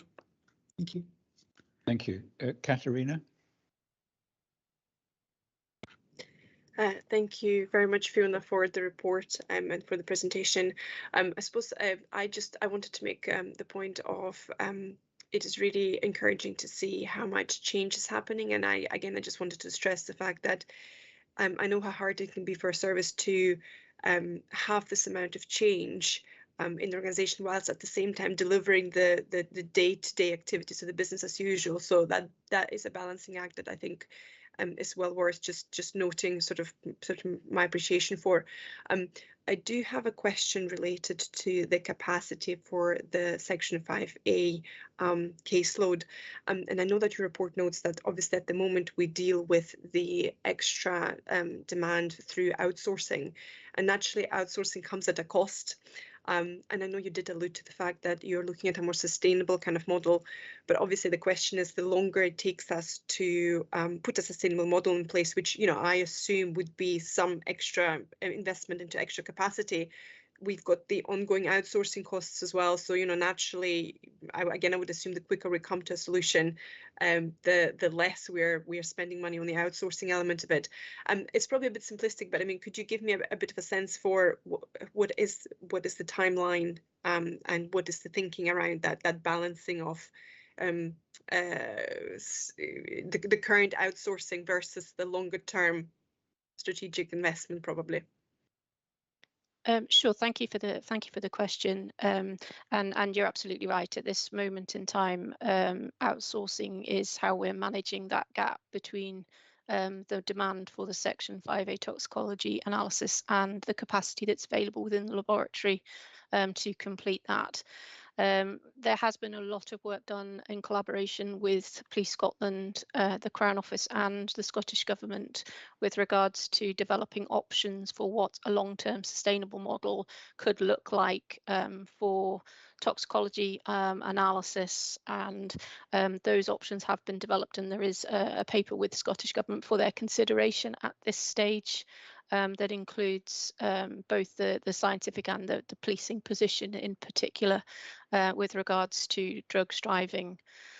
So I think that is the long-term option. In the medium term, there are a number of improvements which we would look to make within the laboratory. And we need to continue to improve our processes and services. So we're building that internal capacity as far as we can. However, there is a need for investment and a more significant change in order to deliver that longer term solution to this issue. Thank you. Thank you. Jane and Katerina, you both still have your hands up. No? Okay. Grant McCrae. Grant. Thanks, Chair, and thanks, Fiona, very much for your report. I appreciate all the changes that you have in train at the moment and that which have to be managed, so that's quite a challenge for you all. Your predecessor told us of the challenge of recruiting people with the right skills and the need to grow your own, which had quite a long lead time.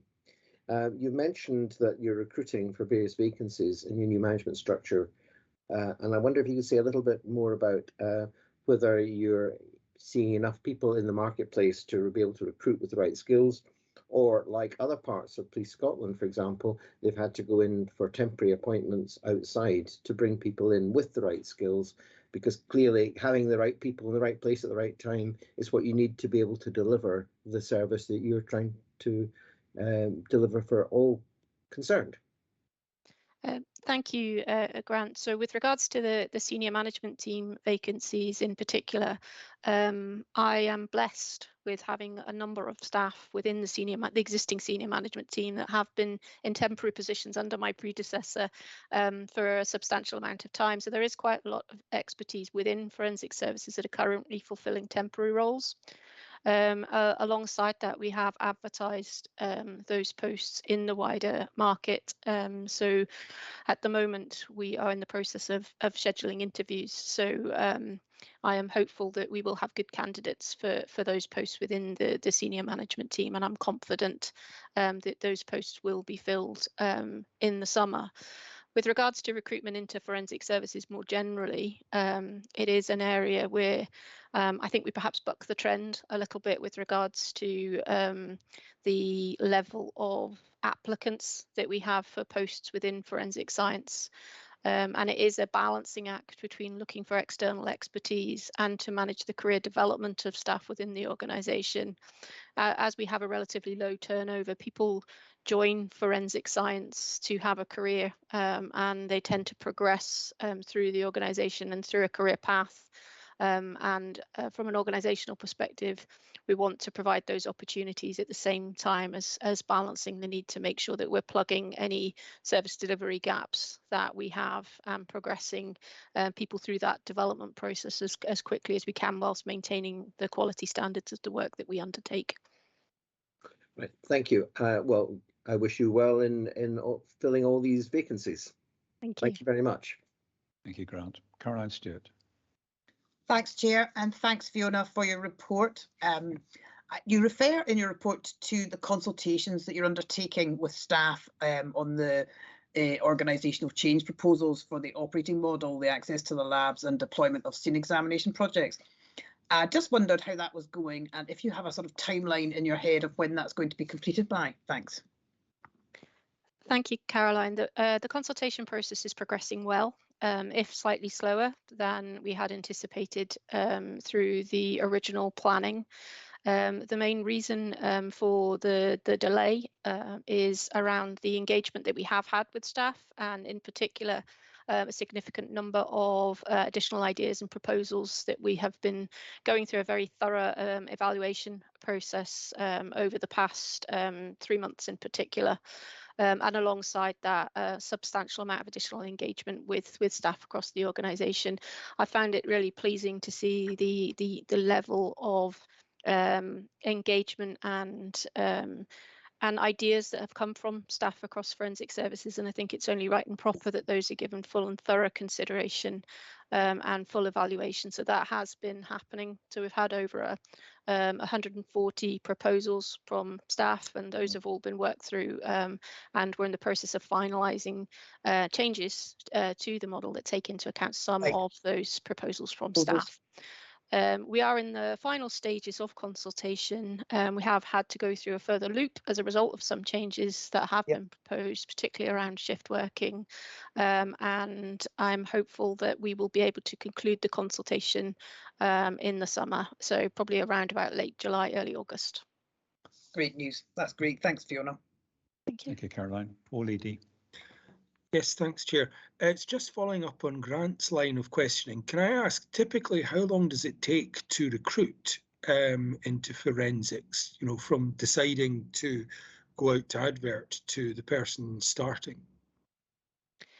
It can vary. So we make the decisions around the recruitment through our people board within forensic services, taking into account of where resources required. We would then follow the standard recruitment process. There are fairly lengthy timescales surrounding vetting, and that's an important part of the process. So at the moment, it is taking between 6 and 9 months, I would say, for that recruitment process to conclude. Right. And is it worth looking at how that time can be compressed in any way? Because clearly, you know, staffing is a capacity issue, and you need people working in forensics in order to address some of these issues that we talked about. We are always looking for ways that we can improve the timescales on that process, and we have recently introduced some performance measures with regards to recruitment, which are reviewed and discussed within the People Board, with representation from the recruitment team in Police Scotland as well. It would come to those meetings routinely. So we are looking to make improvement in that process where we can. In addition, through our forensic services corporate management discussions, we discuss the timescales around the recruitment and vetting process with colleagues in Police Scotland, and have very good and productive discussions about how we can prioritise different parts of that process as and when required, to make sure that we are filling any gaps that we can as quickly as we can. Within the scope of, you know, the wider activity that's happening within Police Scotland and forensic services together. Grant, thank you. Thank you. Fiona McQueen. Thanks, Chair. Thanks very much, Fiona. I'm very much looking forward to joining the Forensic Services Committee. Reflecting on your dialogue with Paul, I wonder if you could say a bit about what Forensic Services does about increasing opportunities for women in science and engineering. Thanks very much for the question, Fiona. We are looking at that in a number of different ways at the moment. We have our Equality, Diversity and Inclusion subgroup of our People Board, which is a very active, enthusiastic group, which are looking across a range of areas. But we are also working closely with the Scottish Women's Development Forum and others to consider how we can improve opportunity. I think forensic science has a key opportunity, I think, to encourage women and girls into STEM subjects and more broadly in terms of opportunities within science. One of the key aspects of our new operating model is to look at new routes into forensic science, and in particular establishing a route in through the use of apprenticeships. We're particularly keen to look at how that could be targeted towards underrepresented groups. And I think that could be a key new and exciting area of actually getting different people into forensic science and science in general, but also allowing the career path to develop without then having to step back out of a job into university and studying. So looking at whether we can sponsor part-time degrees alongside working. So I think there's some really untapped opportunities there that I think will make a big difference. That's grand. Thanks very much indeed. Thank you.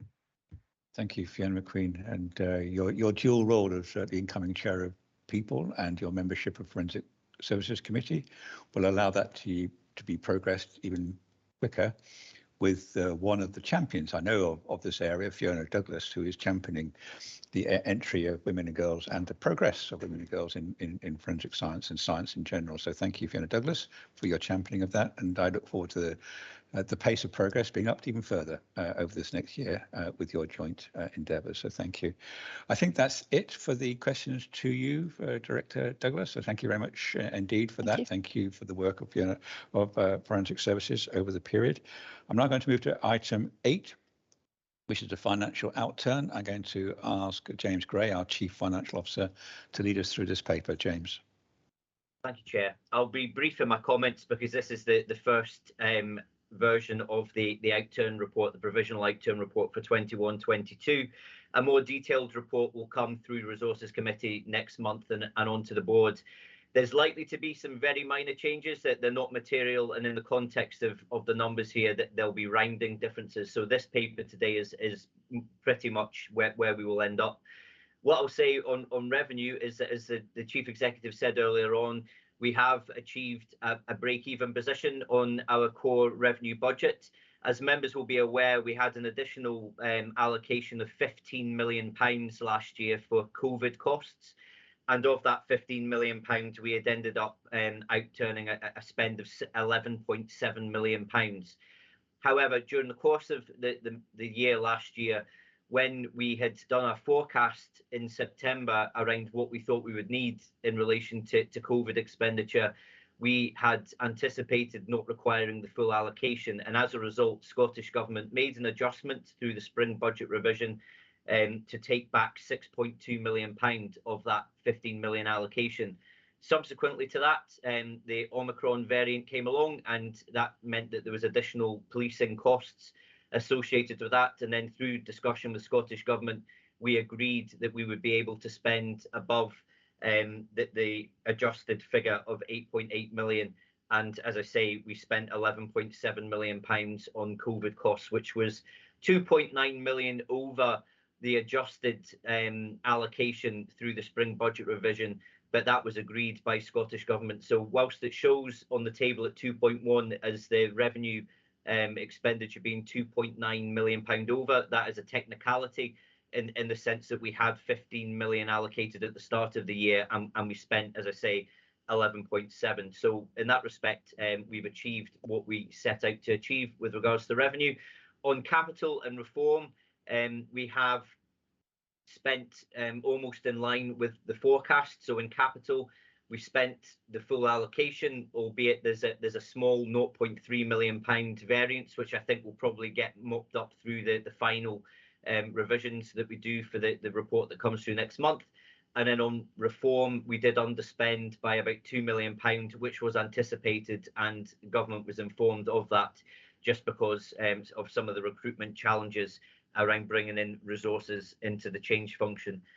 So that was the reason why there was a small underspend on reform. But overall, in line with what we thought, given it's been a challenging year with COVID and other pressures, to come in, so close to where we thought we would, I think is a good testament to the budgetary control and budget management of budget holders right across Police Scotland, Forensic Services and SPA Corporate. But I'll pause there, Chair, but happy to take any questions. Thank you.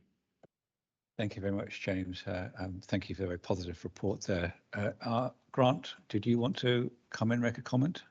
Thanks, Chair. Chair of Resources Committee. Thanks, Chair. And James, thank you very much for your report and clear explanation. As other board members will know, we've had a much more detailed discussion at the Resources Committee about how monitoring has gone on during the year. And I would like to publicly commend you and your team for the grip you have on the monitoring the budget right through the year. Notwithstanding all the challenges you've had in achieving a pretty well close to balanced budget on these sort of numbers is no small feat. So well done to you and your team for that. Just briefly looking ahead to 2022-23, the year we're now in, it also has been set with a balanced budget. But I don't in any way underestimate the challenges that are faced in the current year, I should say, with the difficulties of changes in officer numbers, retirals, recruitments, as well as the questions of monitoring the challenges of supply from different, both in capital and revenue, and also, frankly, the challenges we're all facing with inflation.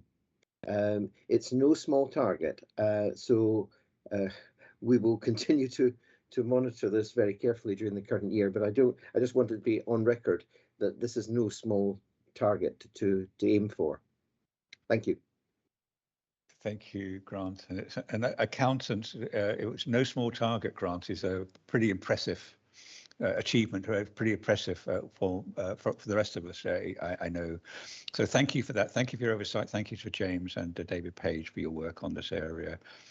If there are no questions, because it's gone through quite a lot of intensive discussion within Resources Committee, unless our Chief Executive, as Accounting Officer, wants to make any comment at all.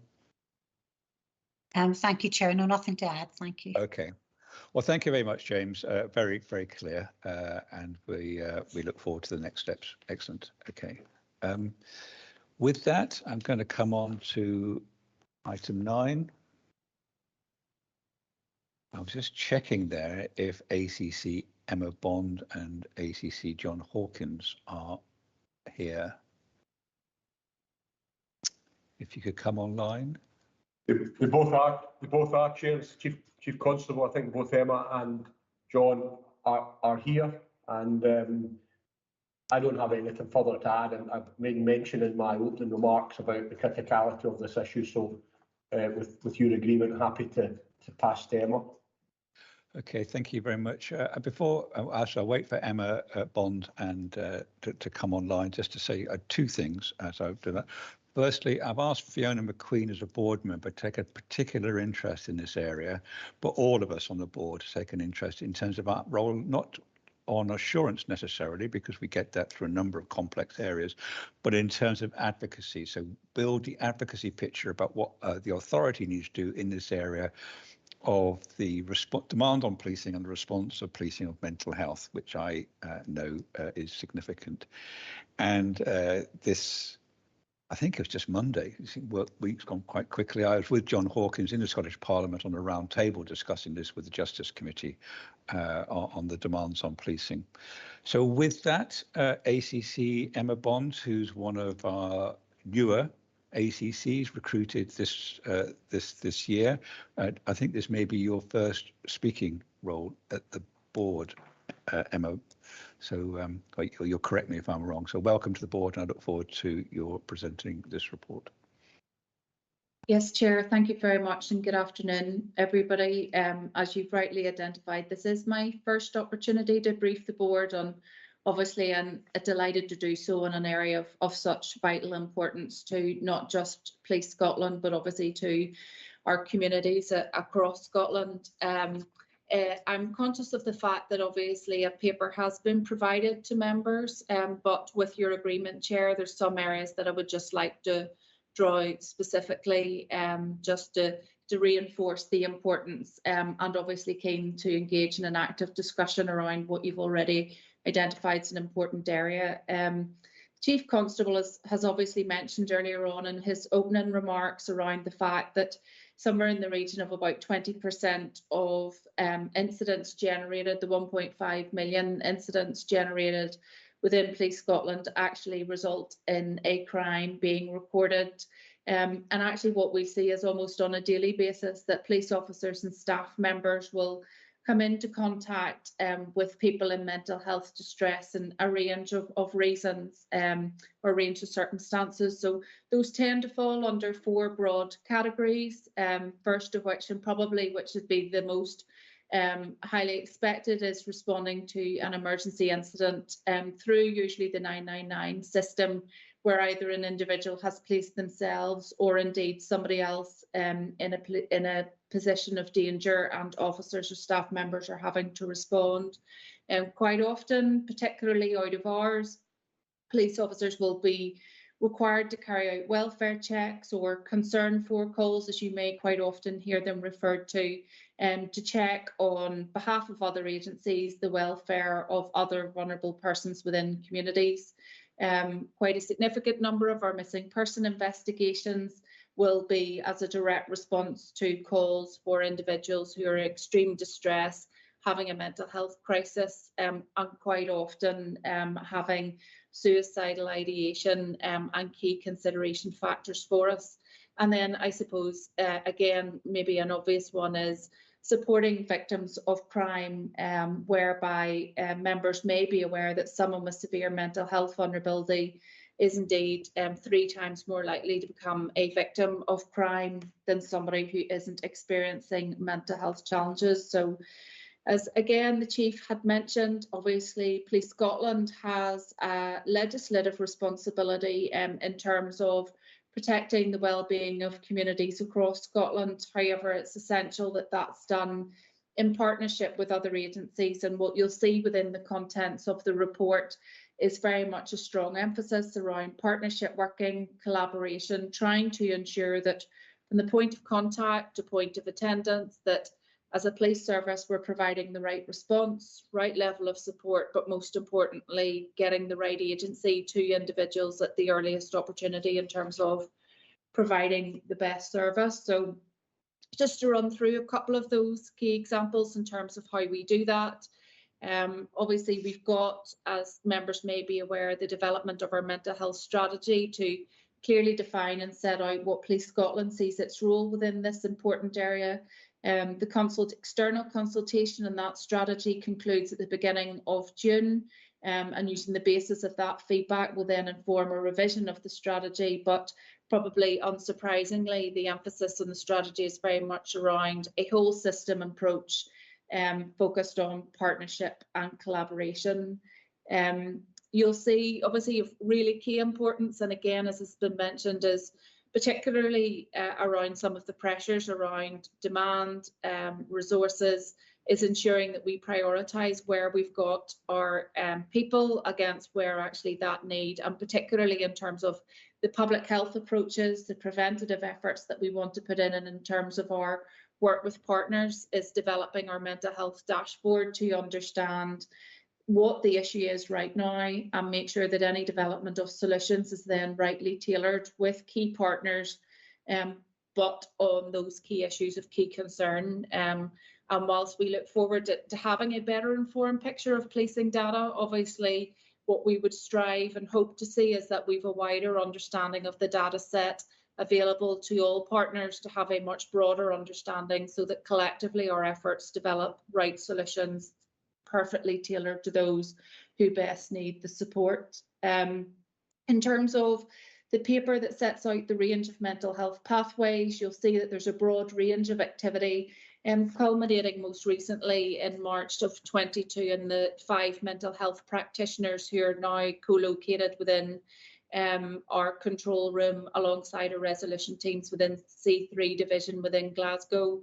And obviously, just on behalf of ACC Hawkins and myself, extend an invitation to members to come out and see firsthand that work in progress, and actually maybe get an opportunity to speak with some of those practitioners and see the value that is being added. Obviously, Jane Ryder has alluded to the volume of the 40% of individuals that we see coming through custody who have mental health or self-declared mental health challenges, and obviously work ongoing within the custody setting around some of the help and support that's being provided. And obviously there is a rigorous process that's undertaken in terms of trying to understand mental health needs of any individuals coming through custody, and ensuring that where appropriate, the right degree of support, be that through appropriate adults or be that through bespoke support, is provided to people within the custody setting.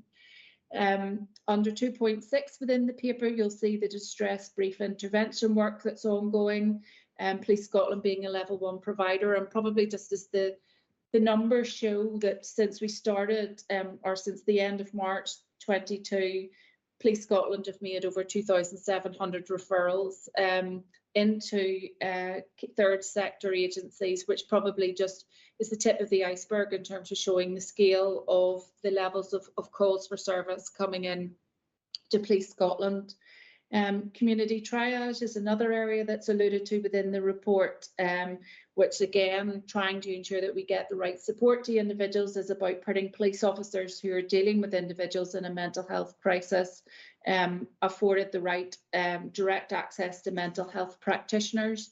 We're seeing some of the benefits of that work, and one of the divisions in which we've seen key successes has been in Q division, where as a consequence of the community triage service extended in 2021, 1,016 patients were assessed over the phone and provided with advice or another service referral. And that has resulted in 98% of those patients being able to remain within their home address without the requirement for either patient or police attendance, either the patient or police to attend hospital. So very clear benefits in that, in terms of obviously freeing up, let alone a Scottish Ambulance Service resource, as well as police officer time not needing to respond or I suppose clog the system in terms of our emergency departments, and those are significant increases in those percentages compared to both our 2020 and 2019 figures. We've seen obviously a key aspect in terms of led by local policing deputy care in terms of the work that's being done with Public Health Scotland. We've work underway in terms of a particular focus in August of 2022 around this area, and the continued development of a prevention toolkit to support interventions being done by both officers at divisional, corporate and national levels. In terms of my role with partnerships, prevention and community wellbeing, I'm delighted to be able to update members on the fact that we've seen some very positive interaction and engagement with colleagues in the Scottish Ambulance Service. We've got new call handling codes and enabling officers to have direct contact with the ambulance service through 999 to try and expedite ambulance provision to scenes where it's required. But also we have got agreement from Scottish Ambulance Service colleagues to explore the opportunity for placement of ambulance service dispatchers within our control rooms on a more permanent basis. Members may be aware that we do that at key events or at key demand areas where the likes of significant events or activities or at Guy Fawkes or whatever the case might be, but we're looking to see if we could do that on a more permanent footing to try and ensure again that we deliver the most effective service to the communities across Scotland that we possibly can. I suppose just as a final point for me before I open it up for wider discussion and debate, as was alluded to at the roundtable that Chair you've mentioned last week with Scottish Parliament, is obviously we're very mindful too of the fact in terms of our own obligations, in terms of the mental health impact on our own officers and staff members who are coming into contact on a repeated basis with issues in terms of be that trauma at work that could have an adverse or detrimental impact around their health and well-being.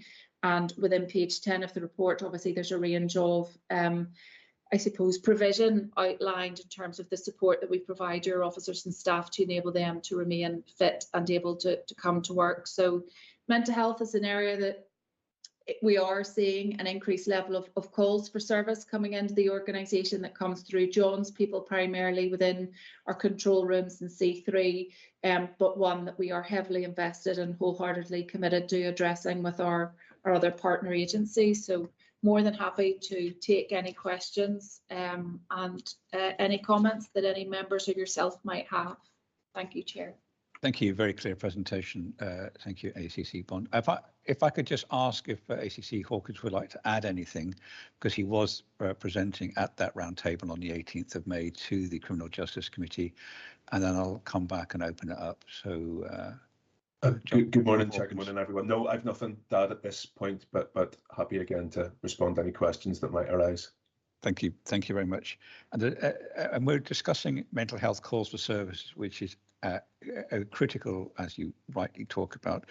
But I'm sure the People Committee wanted to take up and has already taken up these issues of the mental health and welfare, not only of police officers, but also police staff. And I'm also very keen that our forensic services staff are also included in any support we might give. This area of mental health, but also trauma and recurring trauma is an issue which I know that Fiona McQueen and others on that committee will have a look at. But can we're discussing in this paper primarily mental health calls for service about this very significant demand on policing, both in terms of the input coming through C3, but also then the assessment, dispatch and resolution of those. So without wishing to constrain members, maybe we can start off on that area. Fiona McQueen first. Thanks, Chair, and thanks, Emma, for that very comprehensive report. It's good to see a number of the strands being pulled together, noting the Chair's wanting to keep us onto the calls for service, but clearly I think it's important that we do acknowledge the challenges for our staff, and clearly that we'll take that up through People Committee. I've got a number of questions, and I'm thoughtful about the mental health strategy because I'm making the bold assumption that that will pull together the strands that I have. And Chair, I do apologise. I should declare my Vice Chair of the Drugs Deaths Task Force as an interest, I think, because I'm probably going to make some comments on out of hours availability from other statutory services other than Police Scotland. So the strategy will bring a number of things together. So I'm interested, Emma, on when the strategy will be developed, when it will be complete, and are you expecting to be able to piece together some of the other responsibilities that other statutory agencies have that will work in partnership with you? Yes, so thank you for the question. As I've indicated, certainly the draft document has been subject to internal consultation. External consultation concludes on the 8th of June.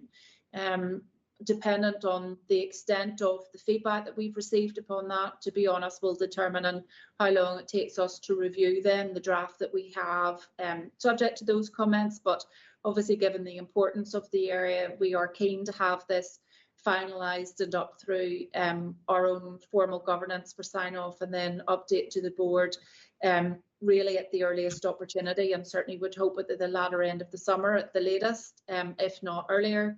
And yes, absolutely, in terms of the strategy itself, as members hopefully will see that we outline all of the key partners who play a part in this. As I've said, the emphasis is very much around the fact that this is a whole system approach, that this is about a collaborative effort. This is about placing, I suppose, stating very forthright in terms of our commitment to addressing the issue, but being very clear around the fact that we can't do this in isolation, and the fact that it has to be an integrated approach in terms of collaboration with other partners. So that's a very dominant theme throughout the strategy that members hopefully will see. Yeah, and you interestingly on 2.3 you talk about the dashboard and refer to the fact that there's some anecdotal discussion and evidence about how long, say, police officers might be in emergency departments alongside people who are in mental health distress. Have you a sense of when the dashboard will be complete, that will be able to feed information into the service? Yes, so to be fair to your colleagues in the demand and productivity unit, they've been working really hard to get us to a point of finalisation. We are hopeful that certainly at the very latest by the end of June that work, given some of the challenges that we've had or some of the work that we've tasked our teams to do around some of the levers work and other data to help inform the work that Deputy Graham alluded to in terms of the prioritisation of workloads. We may need to set that back, but certainly at this stage we're aiming to have it done. They've got a significant amount of that work, and it was just a final call, the assurance of some of the data in order to be able to quantify it. And then, as I've indicated, the desire certainly would be is that through some of our broader collaborative work, we would have the opportunity to, I suppose, centrally have an opportunity to better analyse multi-agency data to better inform them collective responses to the issue and be much more upstream around some of the challenges and public health approach to this issue. I mean, over the last year, I've been incredibly impressed by the out of hours response, the empathy and compassion that police officers show their fellow citizens who are in distress, either from drugs and alcohol, but usually drugs, alcohol and mental health distress. And in a previous world, when I was nurse director, I was often struck by the fact that relatives would feed back about the extraordinary care that police officers gave to people in mental health distress, and they were often disappointed, not always, when that didn't extend into the care for people within statutory services such as emergency departments. And increasingly, it's looking to me as though the out of hours for people with drug and alcohol issues, but also mental health issues, the services there with, for instance, health or social care, are perhaps not matching or keeping pace with the services that Police Scotland are providing. So my next three observations, and I'll maybe give you them all at once, are around the mental health pathways. So are we close to looking at improved outcomes? So although there may be nurse practitioners or call handlers who are trained at diverting people with mental health distress, it's quite a high percentage that don't need to leave their homes. So I'm thoughtful about the efficacy of the outcomes. So do we know, and when will we know when the people with mental health distress have had appropriate care and treatment after that response? So when Police Scotland essentially hand over. And then it's about the consistency for me within our custody suites and access to mental health units. I'm wondering about what more we can do that will provide that consistency of principally health response to whether it's assessment, care and treatment, and being able to provide people with out of hours support rather than, and under no circumstances am I being critical, on the contrary, of police officers who are, I think, incredibly supportive and and capable in this field, but I'm just thoughtful about if other services were available, perhaps that would be more effective from a health and well-being rather than police officers being the service of last resort. So mental health pathways, are we any closer to getting improved outcomes and consistency of access to out of hours services and mental health assessment, both within custody but also out with? I see John Hawkins has his hand up as well, Emma. So whether you answer first and then we pass on to John as well. So you first, then John Hawkins. Yeah, so I'm going to defer to John, but I suppose just to say thank you for the positive acknowledgement of the empathy and the response that our officers have. And I think that hopefully what that does do is reassure members of the fact that, police officers, we're human beings, we wear a uniform, but at the end of the day, as we see, mental health touches a whole range of lives, and quite often our own staff and officers will be impacted by some of these issues, and it becomes very real then in terms of when they come to deliver their services to members of the community. And I absolutely agree with you. I think you're right, is that sometimes is that we have a real desire to try and go beyond, I suppose, what potentially might be seen as our remit, with a view to trying to ensure we provide that level of support, seeing people at a point of distress. But the fact that there are challenges in terms of provision beyond what would be regarded as previously traditional office hours does pose us a challenge. And what we're starting to see, or do see, and John can come in on this point, is that fact that actually mental health issues are manifesting themselves 24/7, 365, and actually there's a need for all of those with a stake in that arena, I think, to ensure that their provision of services align alongside that demand profile. So John, do you want to come in from there? No, thank you. I will maybe just build on your comments, Emma. So, I mean, I think you're absolutely right, Fiona, in that out of hours is really the pressure point, as I see it, or that's where pressure is most acute. We do literally see the increase in calls come in on a Friday evening and staying with us right over the weekend. That's tangible. And again, when you and others get a chance to come in to see us, you'll see that, it's very visible and it's very clear, actually. And I suppose building on that and also reflecting on the round table at Parliament recently, it is just really clear that this is a systemic issue, and actually there becomes almost a bit of a danger in looking at it really, or being drawn into looking at it through the eyes of policing. We need to view ourselves as part of a wider system and have a wider sort of dialogue around this, and even the collection of our data really good. And we do know, building on your question, that 7 hours 20 minutes is the typical time it takes police officers to deal with a mental health call where a mental health assessment is needed. And well, of course, you can make the obvious point about the opportunity cost and the fact that we're not doing other things to keep the community safe during that period. It just feels, when you think from a citizen's point of view, that's not where we would want to collectively be. We would want the member of the public getting the right response from the right service in their moment of need. And that's where I really do feel that a joint approach. And I suppose we must be, in Scotland, with the creation of national services and the progress we've made, better placed to deliver that joint approach than many other jurisdictions, would be my sense. Your point around evaluation, so the mental health pathway, I think, does offer huge potential for us. The chair of the strategic oversight group has come back to us. That's the collaboration with Police Scotland, NHS 24 and the ambulance service. There's a rotating chair. It came back to us and I chaired the last meeting of that last week. And some really positive signs there, early signs of positive outcomes to those people who end up phoning the police. We then refer the call into the NHS hub. And for example, less than 10% of those calls are resulting in a subsequent emergency response, either by ourselves or the ambulance service, which is really positive.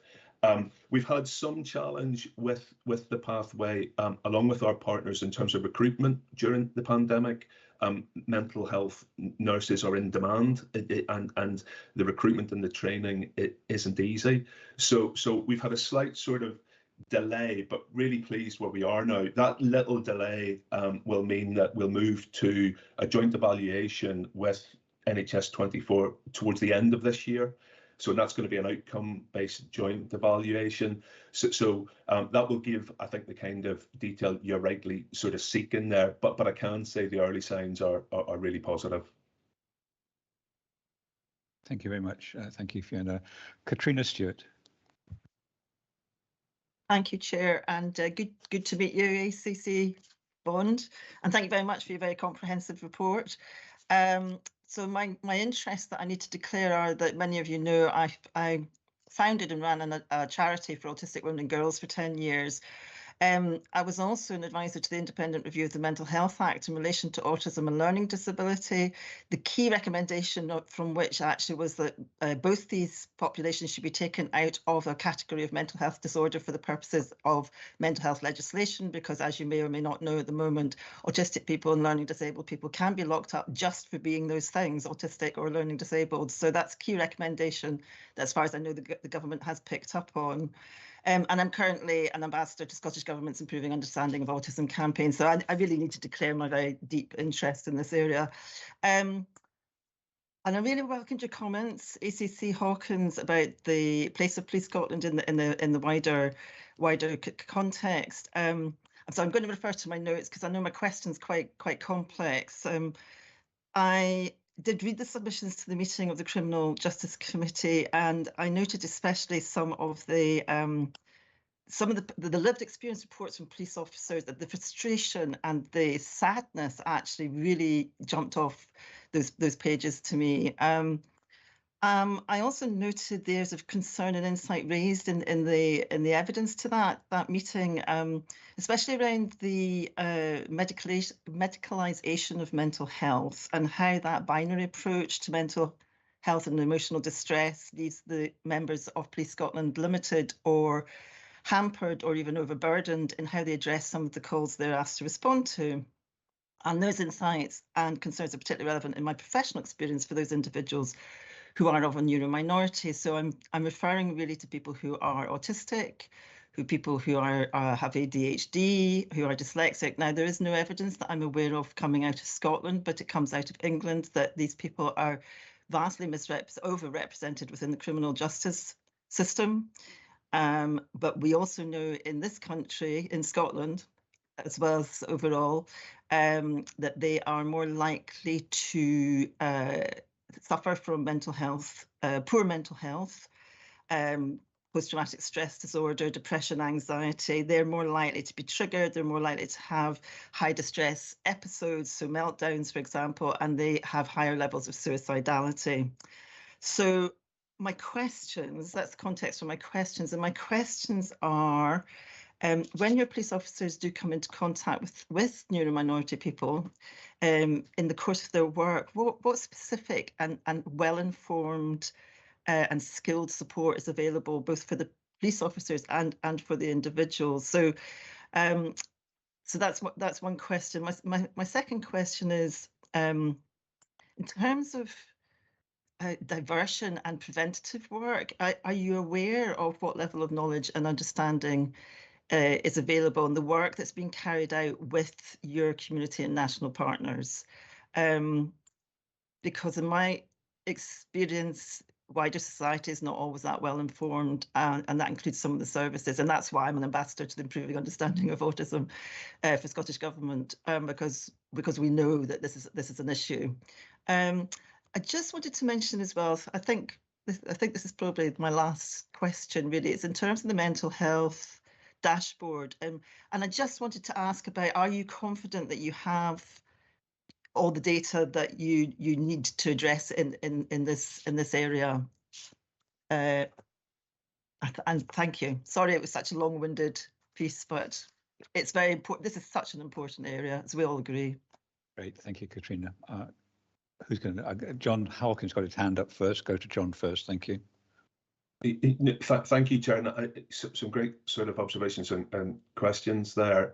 I'll maybe start, and maybe Emma might want to add to it, but there's a few points I think maybe, Katrina. So there's obviously ongoing training and awareness. You've asked around that. It's probably particularly well developed, and rightly so, in the custody setting, where police officers deal with an incident. Often there's issues of public safety very obviously at play. Somebody's arrested, brought back into custody, and then officers start to determine what's taken place and what's behind that, perhaps what the motivation is, what the broader circumstances are. So that's where there is an enhanced level of training and awareness and sort of mental health support in that environment. But the point that you make is right, and I think it's been referenced already, that 40% of those people coming into custody do self-declare as having a mental ill health issue. When you look at sort of more complex needs, it's over 60%. So overwhelmingly, the people that end up in custody, in court, and in the criminal justice system are disproportionately from the kind of groups that you're describing. That is fact. And I think that does come back to the point we were agreeing earlier, the need for a joined up approach, because the challenge is that actually a criminal justice outcome is the outcome that's been delivered too often, and not a health outcome in that kind of situation. So I think that points to the need for a joined up strategy for the work that Emma's described that's ongoing, and I think we're all hugely in agreement with that.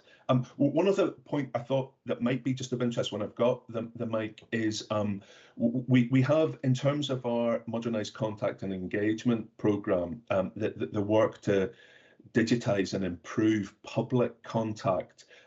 We will be developing new ways, new technology supported ways of contacting the police, and in part, or part of that work is we have supported an ESRC research programme jointly being run by Edinburgh, Napier, Dundee, King's College London, Keele University, which is looking at over 3 years how best to use technology to assist contact. And within that, there are 2 communities of interest, one of which is autism. So some really specific targeted work to help us understand and improve around the point that you're making.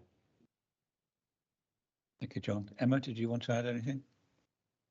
I think just, Katrina, and your point around whether or not we're content we've got all the data that we need in terms of understanding the issue. I suppose my view is that actually we've got our data in order to be able to look. The part of the challenge for us is around that not every contact with somebody with a mental ill health will be as a consequence of a mental illness, and so that's part of the work that's being done around quality assurance of some of the information that's there. So what I would say is that it will be as good as possible a picture as we can get at this point in time to almost try and establish a baseline and help us probably better inform what further gaps we think we might have and what we might need to do to plug that.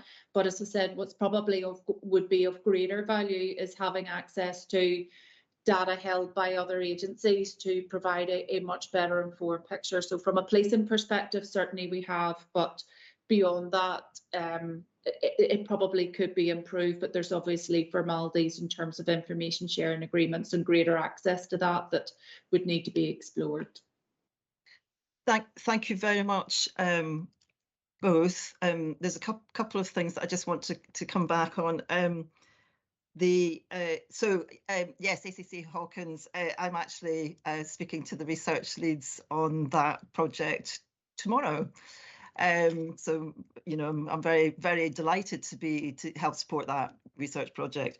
In terms of what you said as well, I mean, this is where it comes back down to advocacy. The chair's comment about this is where we move into the field of advocacy to help support the work of Police Scotland in this area and in the wider context.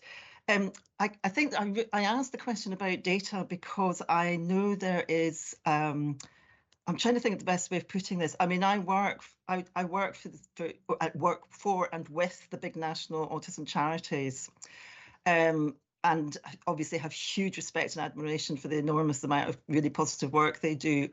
However, you can't get better than lived experience, you know, and there are organisations in Scotland that are run and led by autistic people, for example, and people with ADHD, and I would really highly recommend you approach them, because I have seen in terms of partnership work, it's always the big national charities that are mentioned, and I'm not saying you shouldn't deal with them because they've got huge amounts of experience and resources to offer. But I would also go for the lived experience, because you will get that direct knowledge better, really. You know, yeah, really fascinated to not fascinated. I'm going to be really interested in watching how this programme rolls out over the next 2 or 3 years, because yeah, so important. Thank you very much indeed. Thank you, Katrina. Emma, you wanted to come back?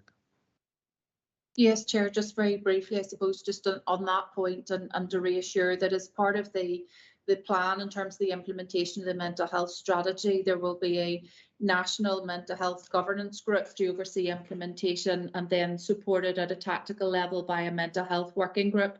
On both of those groups, we have set out that people with lived experiences should be members of each of those groups.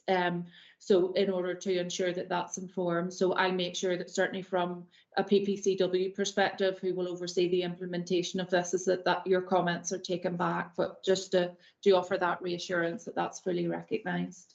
No, that's really great. Thank you. And I'm sorry, I have to take this opportunity to say something that I forgot about, which was, of course, there's a lot of data missing in terms of minorities in women and girls and people who of other genders, minority genders. So I would just make that point as well, to keep that in mind.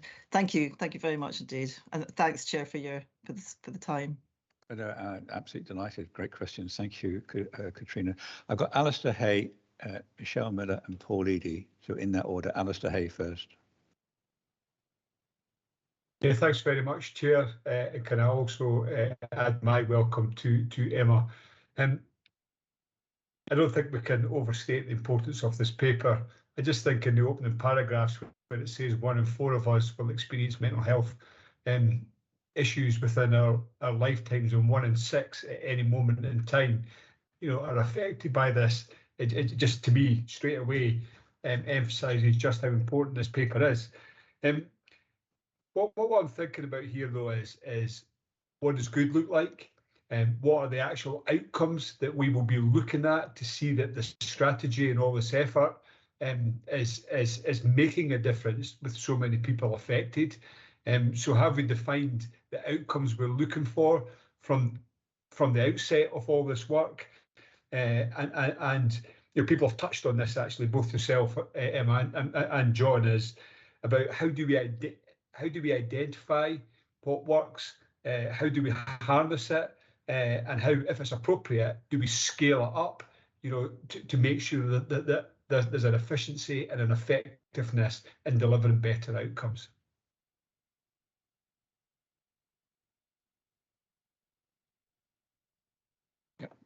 So if you're happy enough, Chair, I'll lead off. So within the strategy, we've obviously recognised the importance of being able to establish and identify the indicators of success. Part of that, I suppose, will be the importance of the data and almost the dashboard. Do you understand where we are now? I think once we start to understand particularly things such as the amount of time that we're spending or that somebody is awaiting the right intervention, be that the length of time that they're waiting, that police are spending with them, or indeed to get access to either a third sector or somebody through the NHS services, might well be an indicator.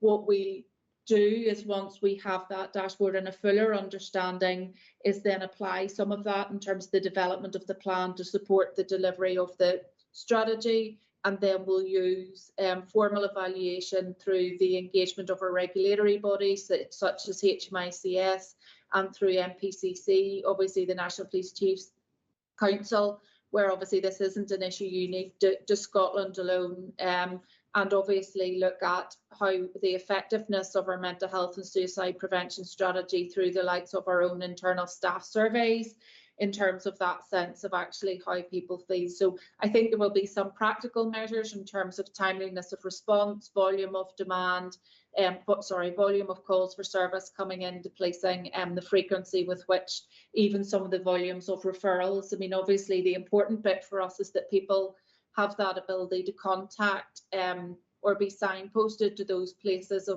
of appropriate intervention without necessarily a delay of coming through the police service. So that may well be the availability of other services. So it's probably a very long-winded way of saying some of the specifics of that we will need to work up, but it is absolutely front and centre of understanding that this is not just about getting consumed by a whole lot of activity, which is part of the reason, I suppose, in terms of why we will test and trial some of these initiatives in a pilot or a proof of concept form to try and establish is there going to be a likely value for money, a sense of is there success or outcomes being achieved that actually shows that there's broader merit in wider rollout. So there'll be a whole range of measures, but more than happy to come back and report and update the board in terms of some of the specifics around that as it continues to evolve. Thank you. John Hawkins. Thanks, Chair. It was just that point about piloting and trying things. So I think we've been doing that as well, and I think we need to do more of the same. So I think the mental health pathway, which we've described, has something that's gone through a test of concept and is working well for us. So we'll do the evaluation. We'll continue with that. Equally, we did pilot a sort of a joint police officer and mental health kind of response card. We tried that, which seems to have worked in some other jurisdictions. Our sense was that hasn't worked particularly well for us. The presence of a police officer was viewed as being unhelpful in the round. But now the ambulance service has that kind of service provided in 3 locations around the country, and they're testing that. And it seems like that's working really well with an ambulance service, with a paramedic and a mental health practitioner. So that sort of speaks to, I think, trying things, but then being really focusing on the evaluation and working out what is best for our fellow citizens in terms of response, and doing that in a multi-agency kind of way. So I think that kind of approach will stand us in good stead in the future as well. Thank you. Alistair, you wanted to come back? I'm really appreciative for the responses there. And I probably should have said at the outset as well that I'm very supportive of that whole system approach, because it will not work in isolation. We often talk about Team Scotland, and if there's ever a place for it, it's here. Dealing with this issue. But one of the challenges going forward, of course, will be that it requires a whole system approach, and it's great you've got those excellent working relationships, already in place, but they will develop further.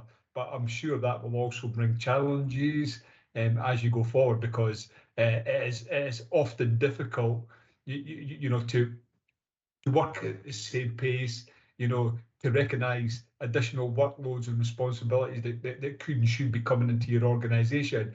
But I think you've got it right from the start, and that'll be something that'll be interesting to watch as we go forward to deliver better outcomes. Thank you, Alistair. Michelle Miller. Thank you. Michelle Miller. Thanks, Chair, and thanks, Emma. Welcome, first of all, but thanks very much for your report. Really comprehensive, really good to see, and not just to see the report and the detail that's in there, but the reflection of Police Scotland's commitment to this issue, I think, which runs through the report and through your presentation, and indeed John's comments as well. So thanks very much for that. I suppose my question relates more to the kind of wider, I think that John and Alistair have both touched on it, that this kind of systemic approach. And I suppose I'm really conscious that as a public sector, we are really adept at describing problems and to some degree identifying what needs to be done to address those problems. What becomes less clear and less successful, I think, is actually achieving the change that we all know needs to happen. And if you look at the independent care review that led to the promise, transformational though that is, the independent care review for children didn't actually tell us anything we didn't know already. But what it did was through the government's response and a legislative programme and the work of the promise is, you know, galvanise the kind of commitment to transformation right across the sector. And whether that's around finance or legislation or service provision, etc. So it feels optimistic in that sense, that it's something that's really concrete, that people can get their teeth into, as it were. And I suppose my question is, to what extent is something similar missing in relation to this issue? And that isn't to underplay the amount of multi-agency work and the commitment that you've demonstrated that you're doing and that's going on, and the examples that you've shown around, you know, the various different initiatives that there are. But to what extent do you feel that they are sitting under that kind of really systemic commitment to the kind of change, including resource reallocation, that really needs to be effected if we're going to achieve this in the way that everybody is hoping for? And sorry, just a supplementary question to that. How does the board support Police Scotland? What, you know, is there anything specific in terms of our influence or other activity that could drive some of this forward and support you in the work that you're doing? Thanks, Michelle. Great. John Hawkins.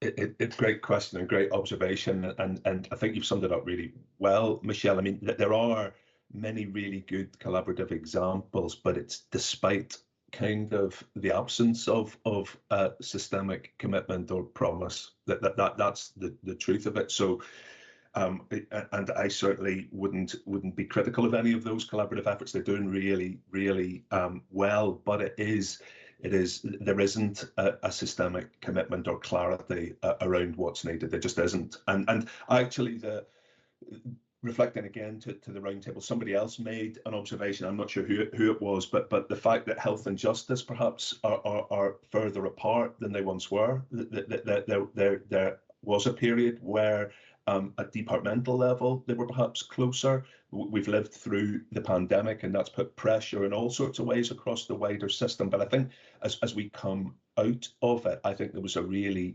strong consensus there, and I'm picking it up in this kind of discussion, that kind of approach is needed.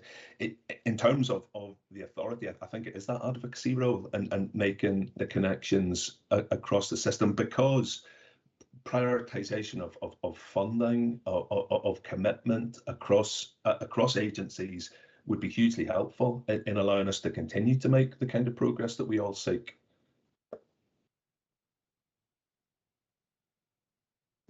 Emma wanted to come in.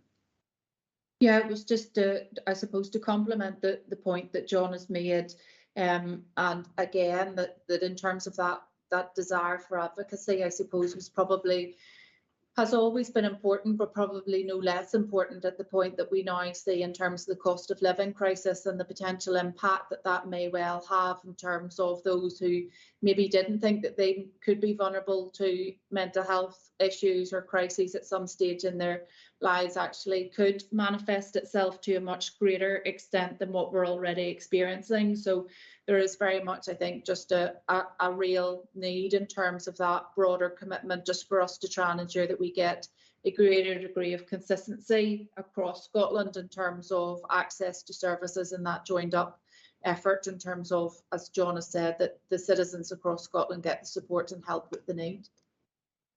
Thank you, Emma. Paul Eadie. Yes, thank you, Chair.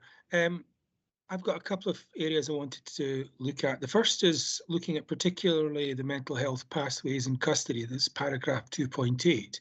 And I'm looking at the end of that paragraph, which this is in relation to the Scottish Government's mental health strategy 2017 to 2027. And it makes reference to, over the next 5 years, increasing additional investment to £35 million for 800 additional mental health workers in those key settings. Can I first ask, is that 5 years from 2017 or from now?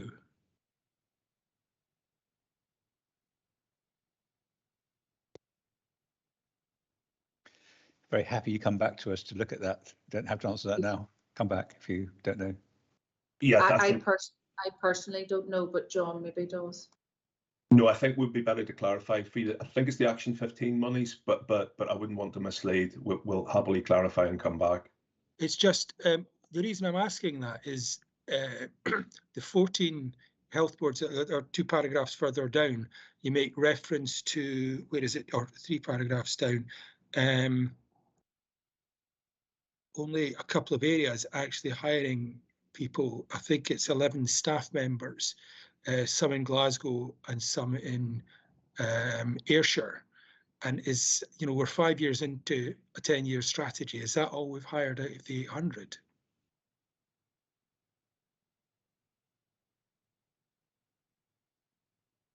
No, again, Paul, happy to do a bit of get that clarity for you on that. Yeah, my understanding is that those numbers that we've quoted are what has been done in terms of custody provision. Right. Obviously, in terms of that 800 also alludes to A&Es, GPs, so we're not cited on the data around that. So what we've quoted is what is currently being employed across each of those authorities from a custody perspective. Right.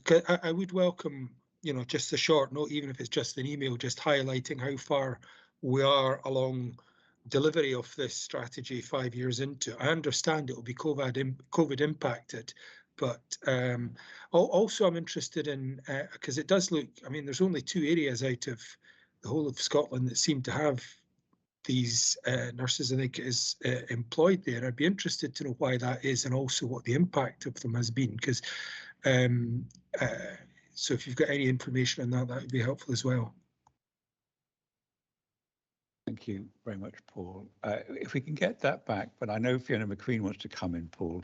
But I'm also, because I'm asking you to lead in this area, maybe she can be the conduit about this cross-sectoral issue, because it is a cross-sectoral question. I mean, it's not for Police Scotland to answer about resource allocation to us, but I think it's a fascinating question, Paul. So Fiona, you were going to ask your own question. Yeah, I think it's probably more a comment, and there's been an underpinning theme, I think, this morning of inconsistency in approach. And I think even wider than mental health, I think that the healthcare provision within custody suites, which my understanding is will now be inspected by Healthcare Improvement Scotland. So I think that will be very interesting and helpful, because I would be expecting us to see a consistent approach. So the people of Scotland should get access, and it shouldn't be about personal preferences or challenges. So there are good models.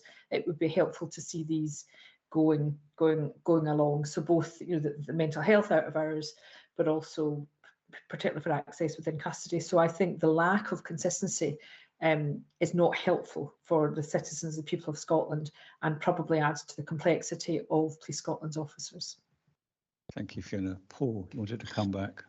Yeah, sorry, it was the other question I meant to ask, which was, it's slightly similar to Alistair's, but it's just, you know, the Chief Constable made reference to what he'd seen from the police service in Denver regarding mental health support.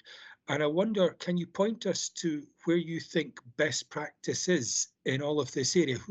What services should we be looking at to try and emulate? Where is the service we want to be getting up to?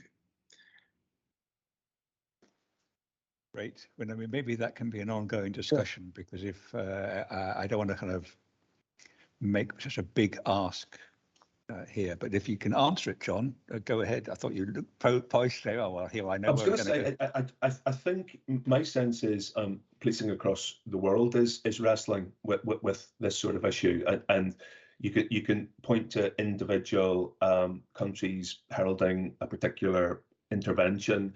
I honestly think our own work around the mental health pathway, and actually, I suppose the acid test is other people from around the world seem to think that that's a sensible way to approach this particular issue. So I think there's something around working out the context we live in, knowing our population, using the institutions we have around us to collectively challenge ourselves. Are we doing the best? I think that's probably, there's not an answer anywhere or anybody in policing who's heralded as being particularly outstanding in this kind of space, I would suggest. But of course, we'll continue to look and to challenge, and that's the benefit of some of the international work actually that was discussed earlier, I think. Yeah, I agree with that, John. It's actually, it just circles back to this idea. If we're isolated, we won't get these good practice ideas that Paul is asking for, and absolutely essential to drive improvement. Just, we're going to finish this in a couple of minutes. I wonder if I could just ask if the Chief Constable is still there. It's not a question. It's something, Chief Constable, when you and I are often together. It's the approach of policing in Scotland. The Strategic Review of Policing in England and Wales recommended services stepped away from mental health, vulnerability and distress. In fact, HMICS down south also had a report which implied that this was an inappropriate function for police officers. I think you and I, on behalf of our different functions here, have asked people in policing to step towards this area, to be a leader in this area. And I think that's part of an emerging difference in the policing culture in Scotland. I wonder if you would confirm that. And I think the basis for this is your statutory responsibility to improve the well-being of the people, which I believe is fairly unique amongst police services across the world. So I like this idea of policing stepping towards this, but not owning it. I think this was also John's point and Emma's point, is that we've got to be leaders in finding a solution here.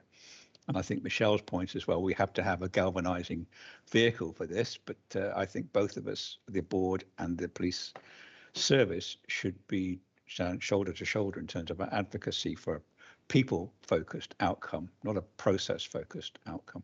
So I wonder, Ian, if you would just like to comment on that, if I got the right end of that stick of your view about stepping towards vulnerability and distress.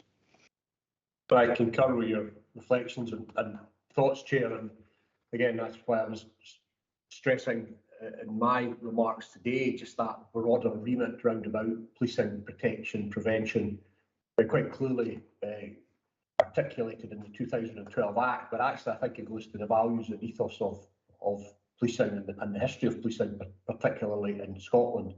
And I think, as I've stressed a number of times, we're talking about these events that we have been in attendance at. There was the Scottish Institute of Police Research Conference and the Superintendent Association Conference, and in both those areas there was discussion around what are the appropriate parameters around policing, and I was stressing strongly, and again I think I alluded to it in my written and verbal report today, that one does not detach from the other. I think the reason that we have one undetected murder since Police Scotland came into being is in part quite clearly to do with excellent investigative work and capability, but it's also to do with the level of trust and confidence in the relationships we've got in communities and the preventative and the protective work that we are doing. So people are looking to cooperate, people are seeking justice within their community, knowing that the police service will provide that, and therefore,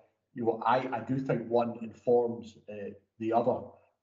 I also think an observation that was made over the last number of days as well is that it's a vote of confidence that we in policing are seen as the vehicle that people wish to contact the state, if you like, and seek assistance. The state can't dictate how citizens or how members of the public wish to seek their services or who they reach out to, and increasingly people are reaching out to us. And that causes us enormous demands. John knows better than anyone round about C3, as you would, Chair. But actually, it's a vote of confidence. When people are in distress, when people don't know who to turn to, actually they turn to the police service. Now that we have then a duty to make sure that we're routing them into the proper place. That's the CAM model. But culturally, philosophically, ethically, morally, and actually to assist us to do our law enforcement responsibilities as well, I think we do need to consistently stress this wider responsibility that we've got. I do think it underpins the relationship of trust that we have for where we get legitimacy, which, I do think if you look around the world at the moment, some of those bonds are stretched and they're difficult to re-establish when lost. So I strongly support the work we're doing. We do need to make sure that there are parameters around our intervention, that once that criticality has been resolved, that there's appropriate mechanisms to support. And I think the discussion I've heard today has been fascinating, deeply stimulating, and the observations from members, Fiona, Katrina, Paul and others around the need other services to be available, and other routes are absolutely right. But we will participate in that. You know, we're not just pushing the problem on to other agencies or for that matter into government. We need to be part of that solution as well. But I fundamentally seen it being part of the ethos of policing in Scotland.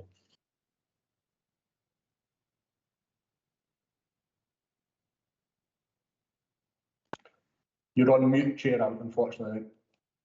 Yeah, thank you very much.